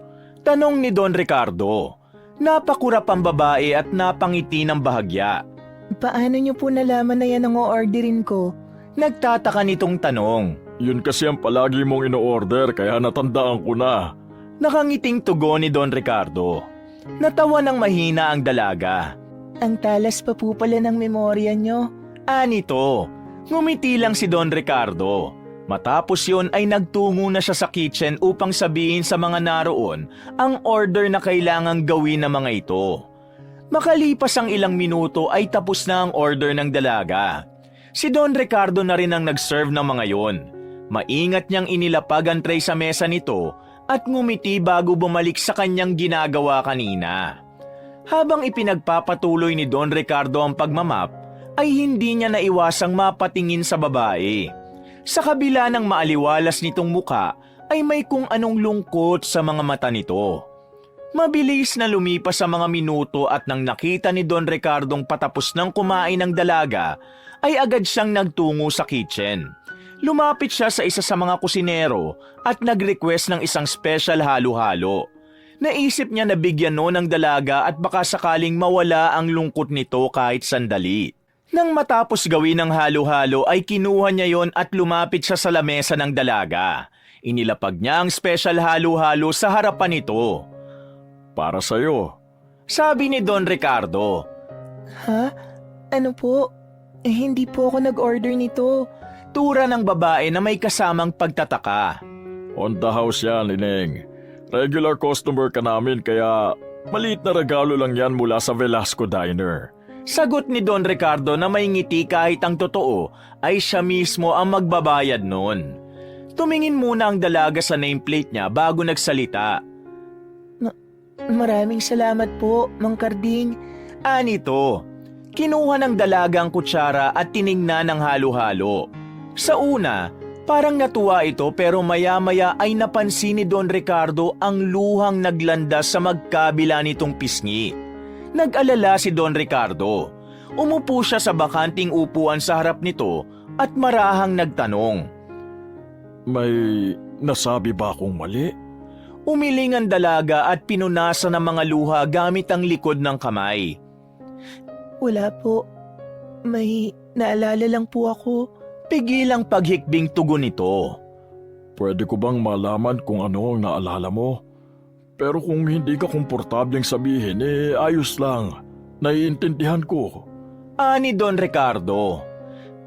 Paborito po kasi ng lola ko ang special halo-halo na ito dito sa Velasco Diner. Tugon ng dalaga. Kung ganun, magpapagawa pa ako ng isa para maiuwi mo sa lola mo. Tura ni Don Ricardo. Muling napangiti ang dalaga pero sa likod ng ngiti nito ay may lungkot. Salamat na lang po pero hindi na po kailangan. 1 taon nang wala si Lola. Ito po kasing Velasco Diner ang paborito naming kainan noong buhay pa siya. Dito kami palaging pumupunta kapag gusto naming kumain sa labas. Sagot ng dalaga. Ibinaling nito ang tingin sa bintana. Wari inaalala ang nakaraan. Dito ba kayo madalas umupo? Tanong ni Don Ricardo. Tumango ang dalaga. Bata pa lang ako, dito na ako dinadala ni Lola Maria. Sabi niya, gusto niya rito dahil masarap daw ang pagkain at mababait ang staff. Saka may magandang tanawin sa labas. Sambit ng dalaga. Biglang natameme si Don Ricardo. Para bang may humaplos sa puso niya. Sa loob ng maraming taon na pagmamay-ari niya sa Velasco Diner, ay noon lang siya nakarinig ng ganong kwento mula sa isang customer nila. Magsasalita pa sana si Don Ricardo nang marinig niya ang malakas na pagtawag sa kanya ni Vivian. Agad siyang nagpaalam sa babae at muli itong nagpasalamat bago niya ito iwanan. Ngunit habang palapit siya sa counter ay hindi niya maalis ang awang naramdaman sa babae. Minsan pala, hindi lang pagkain ang dahilan kung bakit may mga taong bumabalik sa isang restaurant. Meron ding bumabalik dahil sa masasaya at malulungkot na alaalang naiwan ng mga ito roon. Paglapit ni Don Ricardo sa counter ay agad siyang sinalubong ng matalim na tingin ni Vivian. Anong ginagawa mo ron? Bakit ang tagal mo nakikipag-usap sa customer? Matalim ang boses na tanong ni Vivian. Wala naman, ma'am. Naantig lang ako sa kwento ng customer natin kaya kinausap ko siya. Sagot ni Don Ricardo. Humalukip-kip si Vivian at hindi man lang nabawasan ang pagkairita ng mukha nito. Karding, bawal tayong makipagkwentuhan ng matagal sa customer lalo na kung oras ng trabaho. Hindi ka pinapasweldo rito para makipag-banding sa kanila. Bulyaw ni Vivian. Napakamot sa batok si Don Ricardo. Hindi niya gusto ang paraan ng pagsasalita ni Vivian, pero hindi rin niya gustong makipagtalo rito. Pasensya na, Ma'am Vivian. Hindi ko na uulitin. Gusto ko lang kasi siyang pasayahin kahit sandali. Paliwanag ni Don Ricardo. Makinig ka, Karding. Sa susunod na makita kitang nakikipag-usap ng matagal sa customer na wala namang kinalaman sa trabaho, tatanggalin kita rito. Naiintindihan mo? May halong pagbabanta nitong wika. Naiintindihan ko, Ma'am. Sagot na lang ni Don Ricardo para hindi na humaba ang usapan nila. Good. Bumalik ka na sa trabaho mo. Mataray na wika ni Vivian.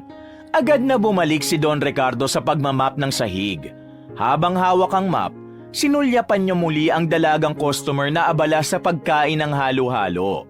Sa isang simpleng dessert, ay nabigyan niya ito ng ngiti sa kabila ng lungkot sa puso nito.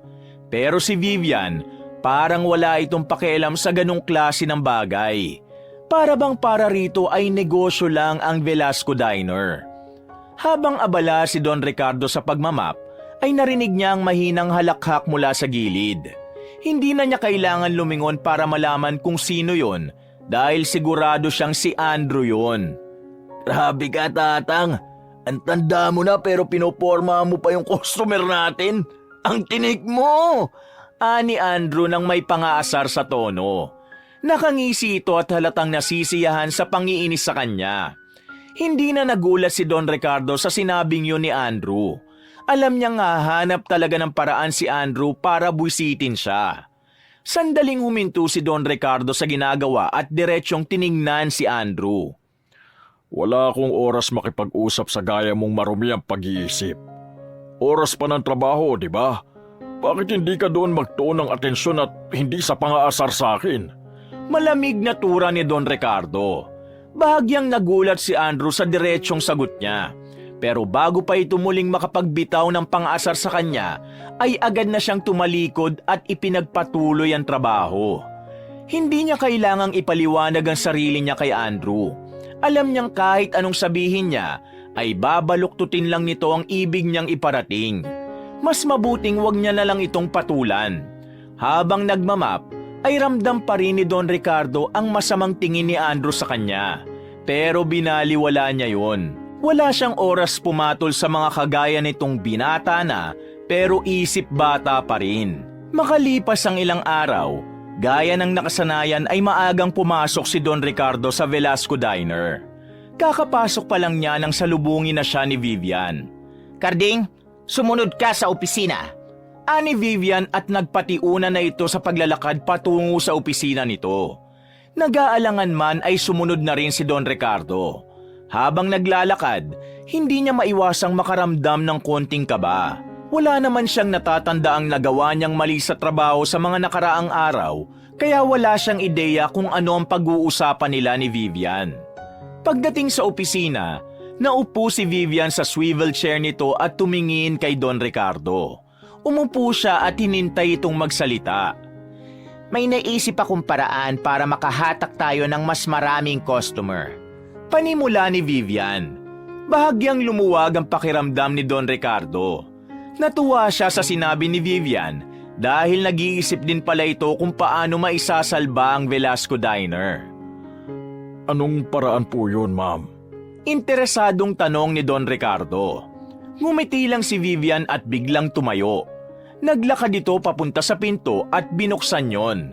Malakas nitong tinawag si Andrew. Matapos yun ay muling naupo si Vivian. Hindi nagtagal ay pumasok si Andrew na may bitbit na malaking berde at makintab na costume ng isang dragon.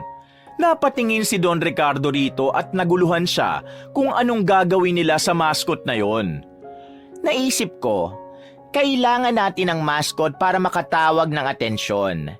May dragon sa logo natin, kaya naisip kong dragon na rin ang mascot. Paliwanag ni Vivian. Magandang ideya nga yan, Ma'am. Maraming batang matutuwa, kaya mas dadami ang kakain dito kung sakali. Masayang wika ni Don Ricardo. Hindi lang mga bata ang matutuwa kundi ikaw rin, Karding. Kasi ikaw ang magsusuot nito. Nakangising singit ni Andrew. Sandaling natigilan si Don Ricardo. Inisip niya na baka nagbibiro lang si Andrew pero nang makita niya ang seryosong mukha ni Vivian, ay napagtanto niya na seryoso ito sa sinabi nito. Tama si Andrew. Tutal ikaw ang pinakabago rito. Ikaw na ang magiging mascot natin. Dagdag ni Vivian. Naku, hindi ko kaya yan. Masyado na ako matanda para sa ganyang bagay. Tanggi ni Don Ricardo.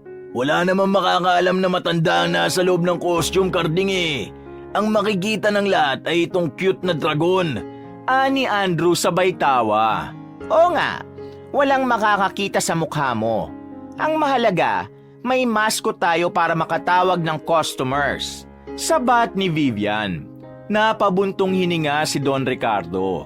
Alam niyang kahit anong paliwanag ang gawin niya, ay wala siyang laban sa dalawa. Sa huli, wala siyang nagawa kundi ang pumayag na lang kahit labag yun sa kanyang kalooban. Sa loob ng locker room ay tinititigan ni Don Ricardo ang berdeng costume ng dragon na nakalatag sa bench. Hindi pa rin siya makapaniwala na pumayag siya sa ideyang yon. Pero nang maalala niya kung gaano kahirap ang kalagayan ng Velasco Diner, ay napabuntong hininga siya at sinimulang isuot ang makapal at medyo mabigat na costume. Matapos niyang maisuot ang katawan ng dragon, ay inayos niyang makintab nitong buntot at isinuksok ng maayos ang mga kamay sa loob ng mahahabang guwantes na parang mga kuko ng halimaw. Ang natitira na lang ay ang ulo ng dragon na kasalukuyan niyang hawak. Marahang humakbang palabas ng locker room si Don Ricardo. At nang makalabas na siya at nasa dining area na, ay agad siyang sinalubong ng malakas na halakhak ng mga katrabaho niya roon. Nanguna pa talaga si Andrew sa pang-aalaska sa kanya. Aba, si Tandang Karding pala to. Akala ko kung sino nakatakas sa mascot na perya.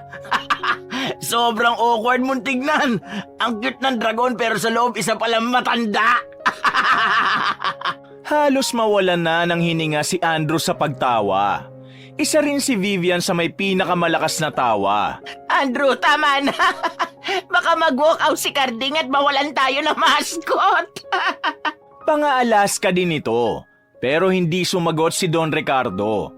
Wala siyang balak patulan ng pangiinsulto ni na Andrew at Vivian, lalo na't wala rin namang saysay kung papansinin pa niya ang pang-aasar na mga ito. Kaya sa halip na magsalita, tahimik niyang isinuksok ang ulo ng dragon sa kanyang ulo. Walang imik siyang naglakad at lumabas ng restaurant upang simula ng kanyang trabaho. Sa ilalim ng matinding sikat ng araw, pakiramdam ni Don Ricardo ay para siyang niluluto sa sarili niyang pawis. Ang makapal na tela ng berdeng dragon na costume ay lalong nagpainit sa kanyang katawan. Ang init ay bumalot sa kanya mula ulo hanggang paa at ang sarili niyang hininga ay umiikot lang sa loob ng mascot na lalo pang nagpahirap sa kanya. Palakad-lakad si Don Ricardo sa gilid ng kalsada habang kumakaway sa mga taong nagdadaan. Iwinawagayway niya ang kanyang buntot kapag may batang dumadaan. Ngunit karamihan sa mga bata ay hindi man lang tumitingin sa kanya. Ang ilan ay natatakot habang ang iba naman ay mukhang walang pakialam. May ilang batang huminto saglit para titigan siya. May ilang nagpapapicture lang pero hindi naman pumapasok sa restaurant. Makalipas ang halos isang oras, ay nakaramdam na si Don Ricardo ng pagkauhaw. Tuyo na ang lalamunan niya at pakiramdam niya ay mabigat ang ulo niya sa sobrang init. Ilang beses siyang palihim na sumulyap sa loob ng restaurant. Umaasa siya na may lalapit man lang para bigyan siya ng tubig, pero walang gumawa nun. Mula sa loob ng Velasco Diner, ay nakita niyang masayang nag-uusap sina Vivian at Andrew.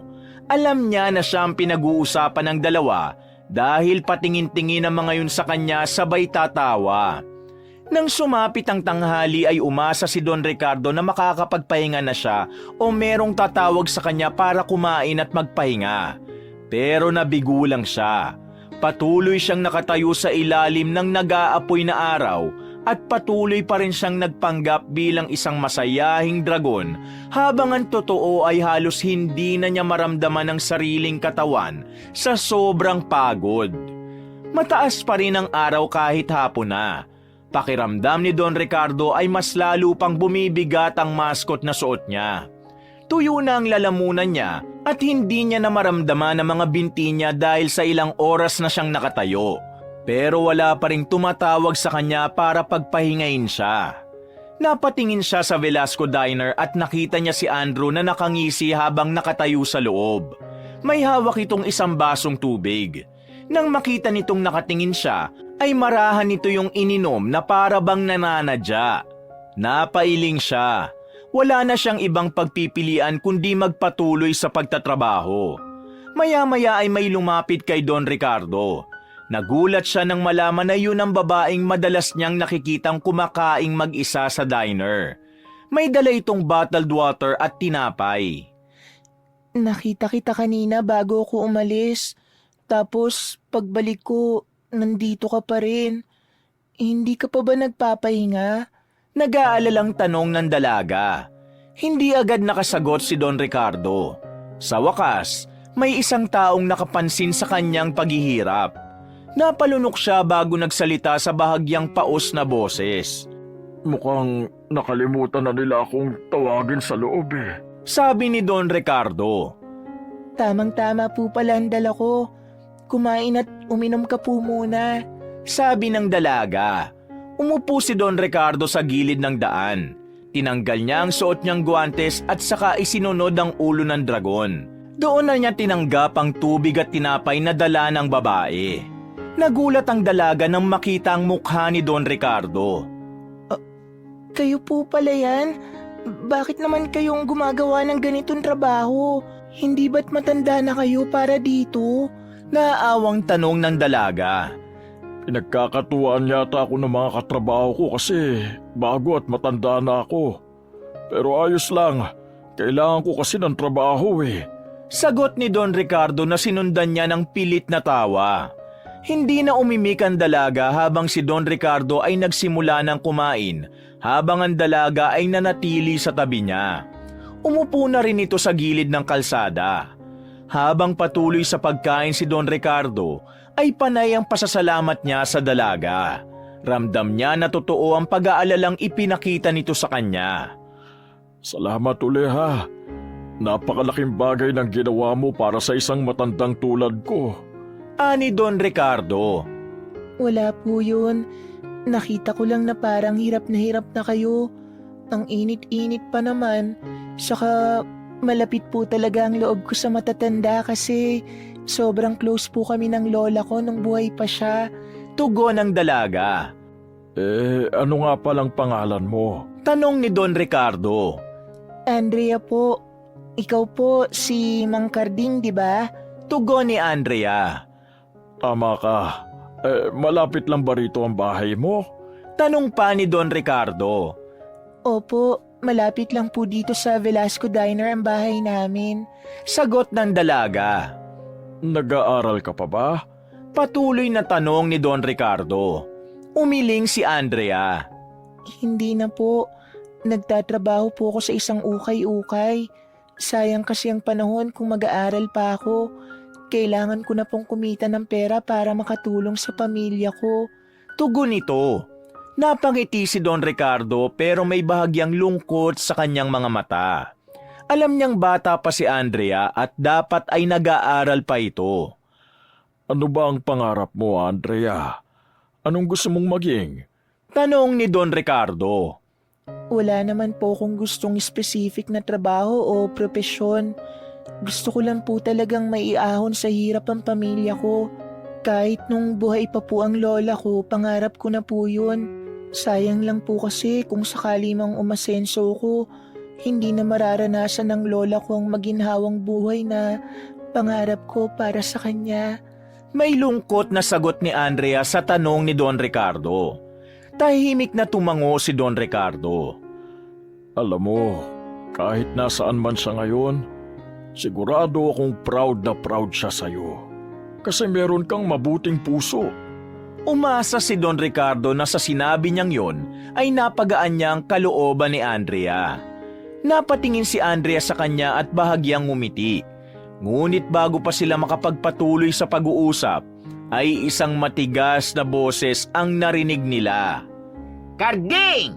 Sigaw ng galit na si Vivian. Napalingon sila pareho at nakita nilang palapit si Vivian. Nakataas ang isa nitong kilay at halatang iritado. Bakit nakikipagkwentuhan ka sa oras ng trabaho? Hindi ba dapat nagtatawag ka ng mga tao para kumain sa restaurant?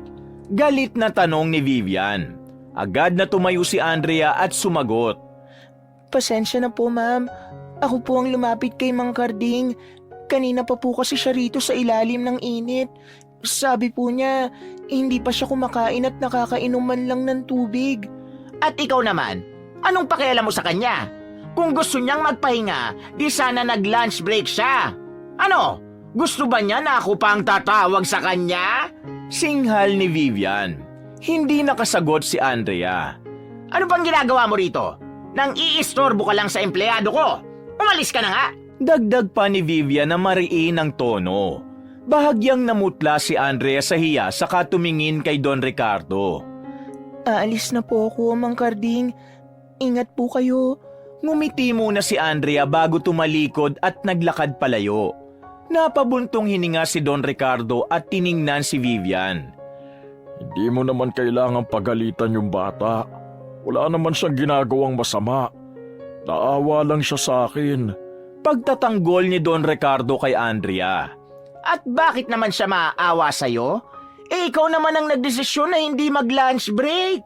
Kasalanan ko ba kung hindi mo naisipang pumasok sa loob para kumain? Paimportante ka kasing matanda ka. Sigaw sa kanya ni Vivian. Hindi na sumagot si Don Ricardo. Tiningnan lang niya si Vivian.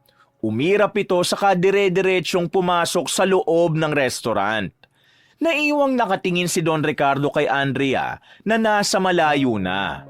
Bumigat ang pakiramdam niya pero wala siyang magawa kundi bumalik sa trabaho.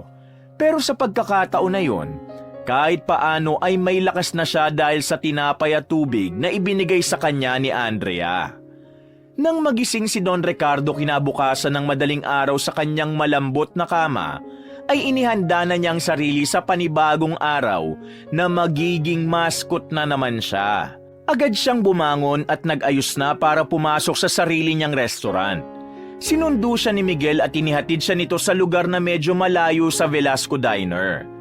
Pagpasok ni Don Ricardo sa Velasco Diner, ay agad siyang nagtungo sa locker room. Nakita niya roon ang nakatiklop na costume ng dragon pero bago pa niya kunin yon, ay biglang pumasok si Vivian. Carding, sandali lang. Pigil ni Vivian sa kanya. Napahinto si Don Ricardo at nilingon ang manager nila. Bakit, ma'am? Tanong niya. Hindi mo na kailangan isuot ang mascot ngayon. Babalik ka na ulit sa pagiging waiter. Tugon ni Vivian. Ibig sabihin, hindi na ako ang magiging mascot? May iba nang gagawa nun? Tanong ni Don Ricardo. Wala. Wala namang saysayang mascot na yan eh. Wala namang naingganyong kumain dito kahit may dragon na tayo sa labas. May inis na sambit ni Vivian. Biglang sumingit si Andrew sa usapan na mukhang kanina pa nasa likod ni Don Ricardo. Paano ba naman kasi, Ma'am Vivian? Yung dragon natin, parang patay. Walang buhay at energy. May mascot nga tayo. Mukha namang pagod na lolo na nirarayuma. Anito sabay tawa ng malakas. Nang marinig ng ibang empleyado ang sinabi ni Andrew ay nagtawa na ng mga ito. Maging si Vivian ay napangisi habang pigil ang pagtawa. Hindi na lang sumagot si Don Ricardo. Nasaktan siya sa sinabi ni Andrew. Pero sa halip na patulan nito ay inisip na lang niyang magandang bagay na nakabalik na siya sa pagiging waiter. Para sa kanya ay mas madali ang trabaho na yun kesa magsuot ng costume na dragon. Bumalik na sa pagiging waiter si Don Ricardo. Gaya ng normal na araw sa Velasco Diner, ay kakaunti lang ang kumain mula umaga hanggang tanghali. Sa pagsapit ng hapon ay nakita niya na pumasok sa restaurant si Andrea. Tulad ng dati ay nagtungo ito sa paborito nitong pwesto. Agad na lumapit si Don Ricardo at nakita niyang may mga pinagkainan pang hindi naligpit sa mesa ni Andrea. Agad siyang kumuha ng tray at panglinis saka muling bumalik. Nang makita siya ni Andrea ay agad itong ngumiti sa kanya. Kumusta na po kayo, Mang Carding? Tanong nito na may bahagyang pag-aalala sa tinig. Ayos lang ako, Andrea. Salamat ulit dun sa tinapay at tubig kahapon, ha. Malaking bagay talaga yun para sa akin. Sagot ni Don Ricardo habang sinisimulang iligpit ang mga plato. Walang anuman po. Talagang naawa po ko sa inyo kahapon kasi sobrang init. Tura ni Andrea sabay iling.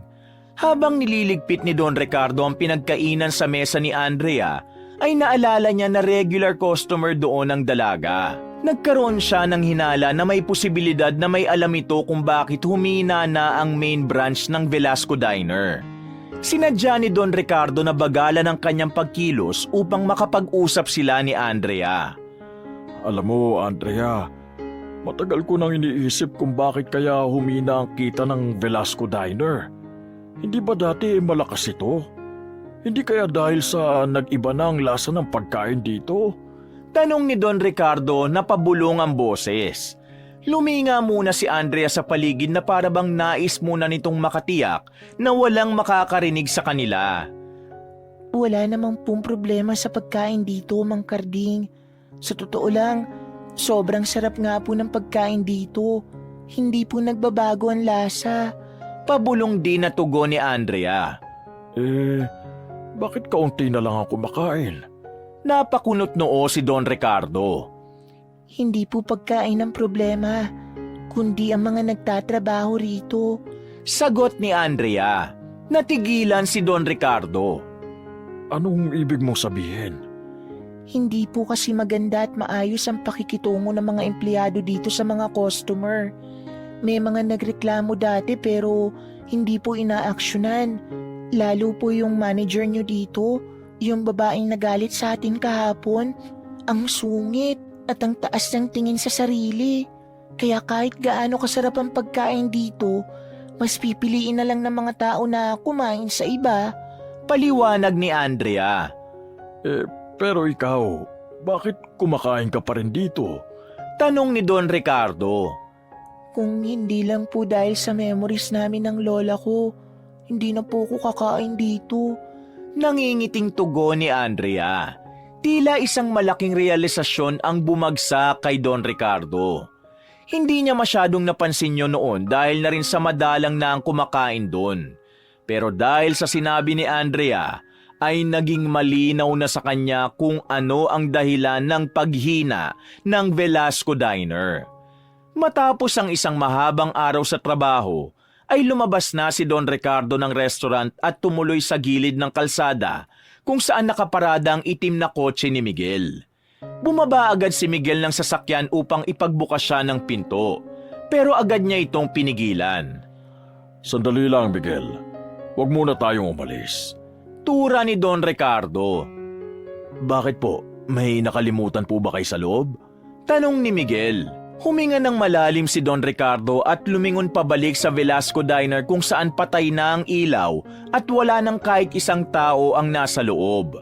Pumasok ka ulit sa restaurant. Kunin mo lahat ng kopya ng CCTV footage sa loob. Madiin na utos ni Don Ricardo. Ano? Bakit po? Ano nangyayari? Nagtatakang tanong ni Miguel. Mamaya ko na ipaliliwanag. Basta siguraduhin mong makuha mo lahat ng footage lalo na nung bago pa ako pumasok na waiter dyan. Sagot ni Don Ricardo sabay abot ng susi kay Miguel. Sige po, ako na pong bahala. Tura ni Miguel at agad itong naglakad patungo sa restaurant. Habang papasok si Miguel sa Velasco Diner, ay pumasok na siya sa kotse. Doon ay malalim siyang nag-isip. Naniniwala naman siya sa sinabi ni Andrea kanina. Pero nais pa rin niya ng ebidensya. Kailangang makita mismo ng mga mata niya kung paano nga ba makitungo ang mga empleyado niya roon sa mga customer. Matapos ang ilang minutong paghihintay sa loob ng kotse, ay nakita ni Don Ricardo si Miguel na lumalabas ng Velasco Diner habang hawak ang isang hard drive. Agad itong sumakay at iniabot yun sa kanya. Nandyan po ang lahat ng footage pati na yung mga sobrang luma na, Don Ricardo. Tura ni Miguel. Kinuha ni Don Ricardo ang hard drive at tinignan niyo ng sandali bago sumandal sa upuan. Salamat, Miguel. Pumunta na tayo sa bahay ko. Utos niya. Binuhay na ni Miguel ang makina ng kotse at pinaandar yon. Tahimik nilang tinahak ang daan pa uwi sa mansyon ni Don Ricardo. Pagdating sa bahay ni Don Ricardo ay diretsyong nagtungo ang dalawa sa opisina ni Don Ricardo.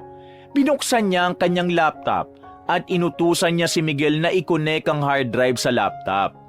Agad namang sumunod si Miguel at ito na ang naghanap ng mga footage sa CCTV ng restaurant na nais makita ni Don Ricardo.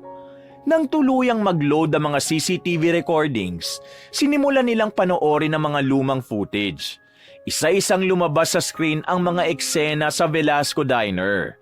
Doon na tumambad sa kanila ang mga walang pakundangang pagtrato ng mga empleyado sa mga customer. Nakita nila si Vivian na mataray na sinisigawan ang isang matandang babaeng nagrereklamo dahil sa malamig na pagkain. Isang waiter ang pasimpleng dinadagdagan ng bill ng isang customer. May eksena kung saan hindi pinansin ng cashier ang isang batang lalaki na gusto lang bumili ng tubig. At ang pinakamatindi, mga empleyadong nakasimangot, walang pakialam at tila ba inis na inis sa trabaho ng mga ito. Tahimik lang si Don Ricardo habang isa-isang lumalabas sa mga ebidensya sa screen nang hindi maayos na pakikitungo ni na Vivian sa ilang customers. Hanggang sa pinatay niya na ang laptop dahil sa tingin niya ay sapat na ang kanyang mga nakita. Hindi na niya kailangang panoorin ng iba pa. Bumuntong hininga siya at tumingin kay Miguel. Yan ang sagot kung bakit bumagsak ang kita ng Velasco Diner. Hindi ang pagkain, hindi ang lugar, at hindi ang presyo kundi ang mga taong nagtatrabaho roon. Wala silang pakialam kahit bumagsak ang Velasco Diner, kaya ganun sila magtrabaho. Pigil ng galit na wika ni Don Ricardo. Kung ganun, ano na po ang gagawin nyo? Usisa ni Miguel. Kanina pa ako may naisip na solusyon, Miguel. At sisiguruhin kong malaki ang magiging pagbabago sa Velasco Diner pagkatapos ng gagawin natin. Isang makahulugang ngiti ang sumilay sa labi ni Don Ricardo. Kinabukasan ay maagang nagtungo si Don Ricardo sa Velasco Diner. Pumasok siya bilang isang ordinaryong waiter. Naging abala agad siya sa pagmamap ng sahig tulad ng nakagawian niya sa mga nakaraang araw. Habang patuloy siya sa kanyang ginagawa, bumukas ang pinto ng diner at pumasok si Miguel. Agad siyang sinalubong ni Vivian na agad nang ngumiti pagkakita kay Miguel. Sir Miguel, ano pong ginagawa niyo rito? Tanong ni Vivian sa masiglang tono. May gusto lang ako ipaalam sa inyong lahat. Darating kasi ngayon si Don Ricardo dito dahil may mahalaga siyang sasabihin. Tugon ni Miguel. Talaga? Naku, sa wakas, magkikita na rin kami ng owner ng Velasco Diner. Matagal na ako nagtatrabaho rito pero ni minsan ay hindi ko pa nakikita si Don Ricardo. Excited na ako makilala siya. Malaki ang ngiting wika ni Vivian. Huminto si Don Ricardo sa ginagawa ng lumingon sa paligid si Miguel. Tumigil ang mata nito sa kanya at marahan siyang tumango. Ngumiti naman si Miguel sa kanya.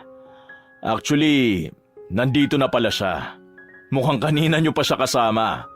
Makuhulugang sabi ni Miguel. Ano, sir? Nasa na po si Don Ricardo? Nagtatakang tanong ni Vivian. Marahang lumapit si Don Ricardo kina Miguel at Vivian. Tumayo siya sa harapan ni Miguel at diretsyong tumingin kay Vivian. Nandito ako sa harapan mo, Vivian. Ako si Don Ricardo Velasco. Seryosong siwalat ni Don Ricardo. Malakas na tumawa si Vivian.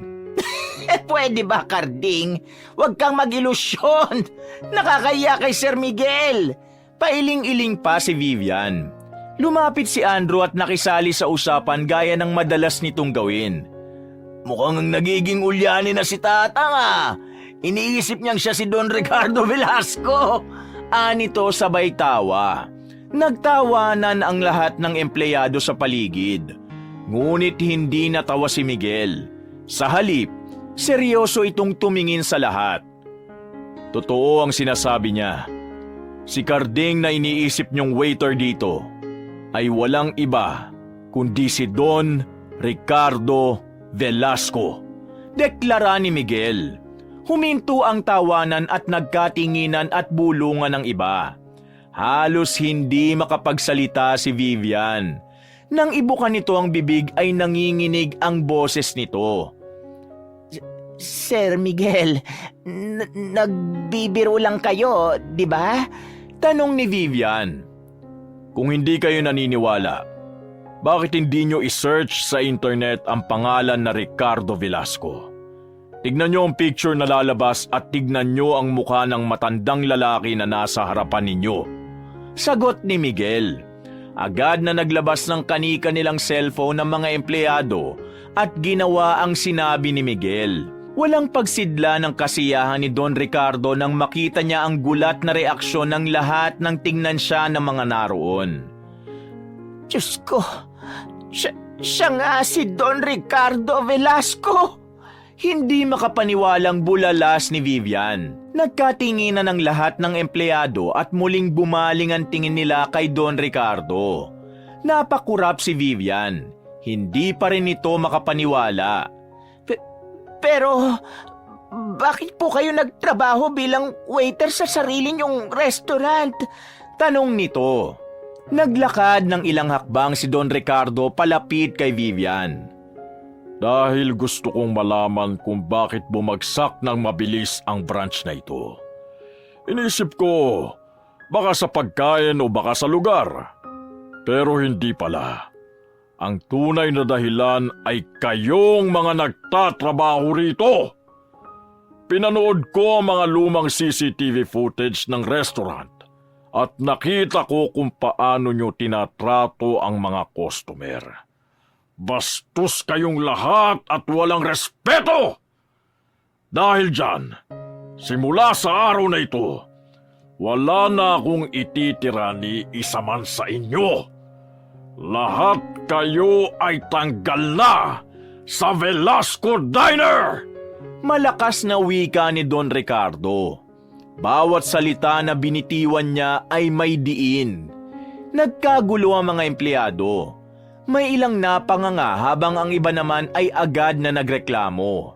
Huwag kayong mag-alala. Bilang compensation ay matatanggap nyo pa rin ang separation pay nyo. Pero pagkatapos nun, ay wala na kayong koneksyon sa kumpanyang ito. Ani Don Ricardo. Biglang nagmakaawa si Vivian sa pagkakataon na yon. Don Ricardo, please, bigyan niyo po kami ng isang pagkakataon. Kailangan ko ang trabaho nito. Hindi niyo naman kasi kami masisisi. Karamihan sa mga customer ay walang utak at basta lang may maiutos sa amin. Ani Vivian. Salamat, Vivian. Mas lalo mo lang akong binigyan ng dahilan para tanggalin ka. Imbes na aminin mong nagkamali ka at humingi ng tawad ay mas pinili mo pang ipagtanggol ang maling ginawa mo? Umalis na kayo ngayon! Ang sekretary ko na lang at ang finance team ang bahalang kumausap sa inyo para sa huling sahod ninyo. Malamig na wika ni Don Ricardo. Wala nang nagawa si Vivian kundi ang manlumo. Ang ibang empleyado naman ay tahimik na nagtungo sa locker room upang kunin ang gamit na mga ito. Alam na mga ito na wala na silang magagawa dahil mismong si Don Ricardo na ang nagsalita. Isa-isang lumabas sa mga empleyado ng Velasco Diner, kabilang si Vivian. Habang palabas si Vivian ay huminto ito saglit at muling tumingin kay Don Ricardo na para bang umaasa pa ito na babawiin niya ang kanyang desisyon.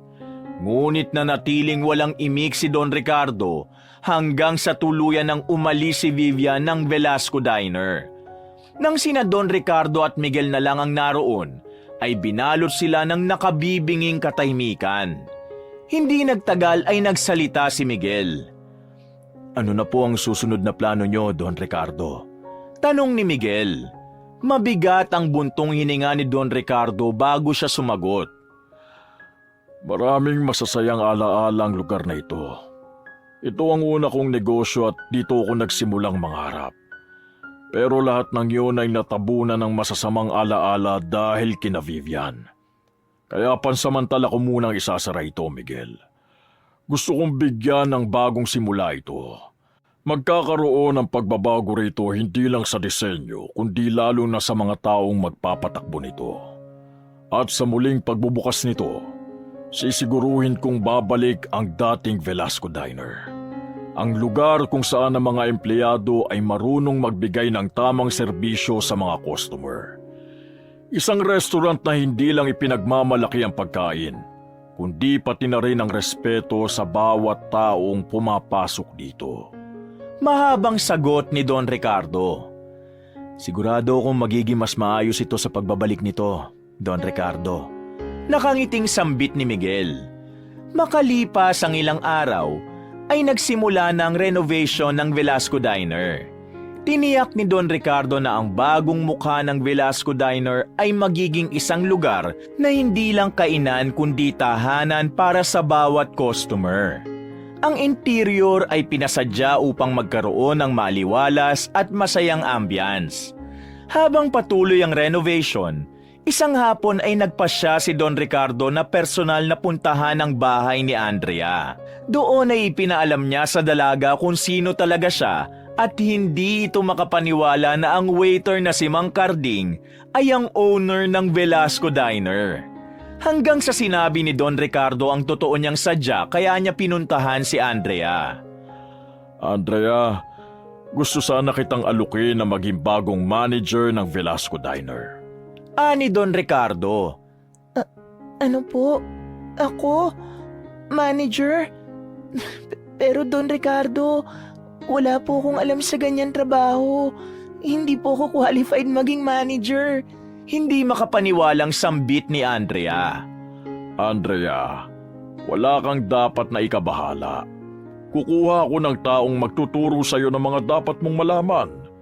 Pero ang kabutihang loob at tunay na malasakit sa iba, hindi yan na ituturo. At nakita ko sa iyo na nasa puso mo ang kabutihan at malasakit. Yun pa lang ay sapat na para maging qualified ka sa posisyon na yun. Paliwanag ni Don Ricardo. Nangilid ang luha ni Andrea sa sinabing yon ni Don Ricardo. Hindi na nito napigilan ang sarili at mahigpit nitong niyakap ang matanda habang walang tigil ang pagpapasalamat nito. Napangiti si Don Ricardo dahil naniniwala siya na ang pag-hire niya kay Andrea bilang bagong manager ng main branch ng Velasco Diner ay isa sa pinakatamang desisyon na ginawa niya sa kanyang buhay. Makalipas ang ilang buwan, muling nagbukas ang Velasco Diner na may bagong anyo at mas maayos na sistema. Sa pangunguna ni Andrea bilang manager, mabilis na bumalik ang sigla ng restaurant. Napuno ito ng mga customer at bawat isa ay lumalabas na may ngiti sa labi. Maganda ang naging pamamalakad ni Andrea at ang dating mainit na pagtanggap ng Velasco Diner sa mga kumakain doon ay nagbalik. Mas lumago pa ang negosyo at muling naging paboritong kainan nyo ng mga tao sa lugar na yon. Dahil sa sipag at dedikasyon ni Andrea, bilang regalo ay pinag-aral ito ni Don Ricardo sa kursong matagal na nitong pinapangarap. Sa lahat ng nangyari, ay na-realize ni Don Ricardo ang isang mahalagang aral. Hindi sapat ang masarap na pagkain o magarang lugar upang magtagumpay ang isang negosyo, dahil ang tunay na susi sa tagumpay ay ang tamang serbisyo sa mga tao. Natutunan niyang minsan ay kailangan niyang bumaba sa posisyon upang makita ang tunay na ugat ng problema at magkaroon ng tamang solusyon.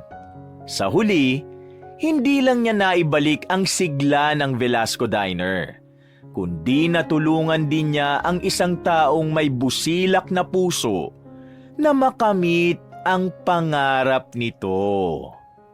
Wakas!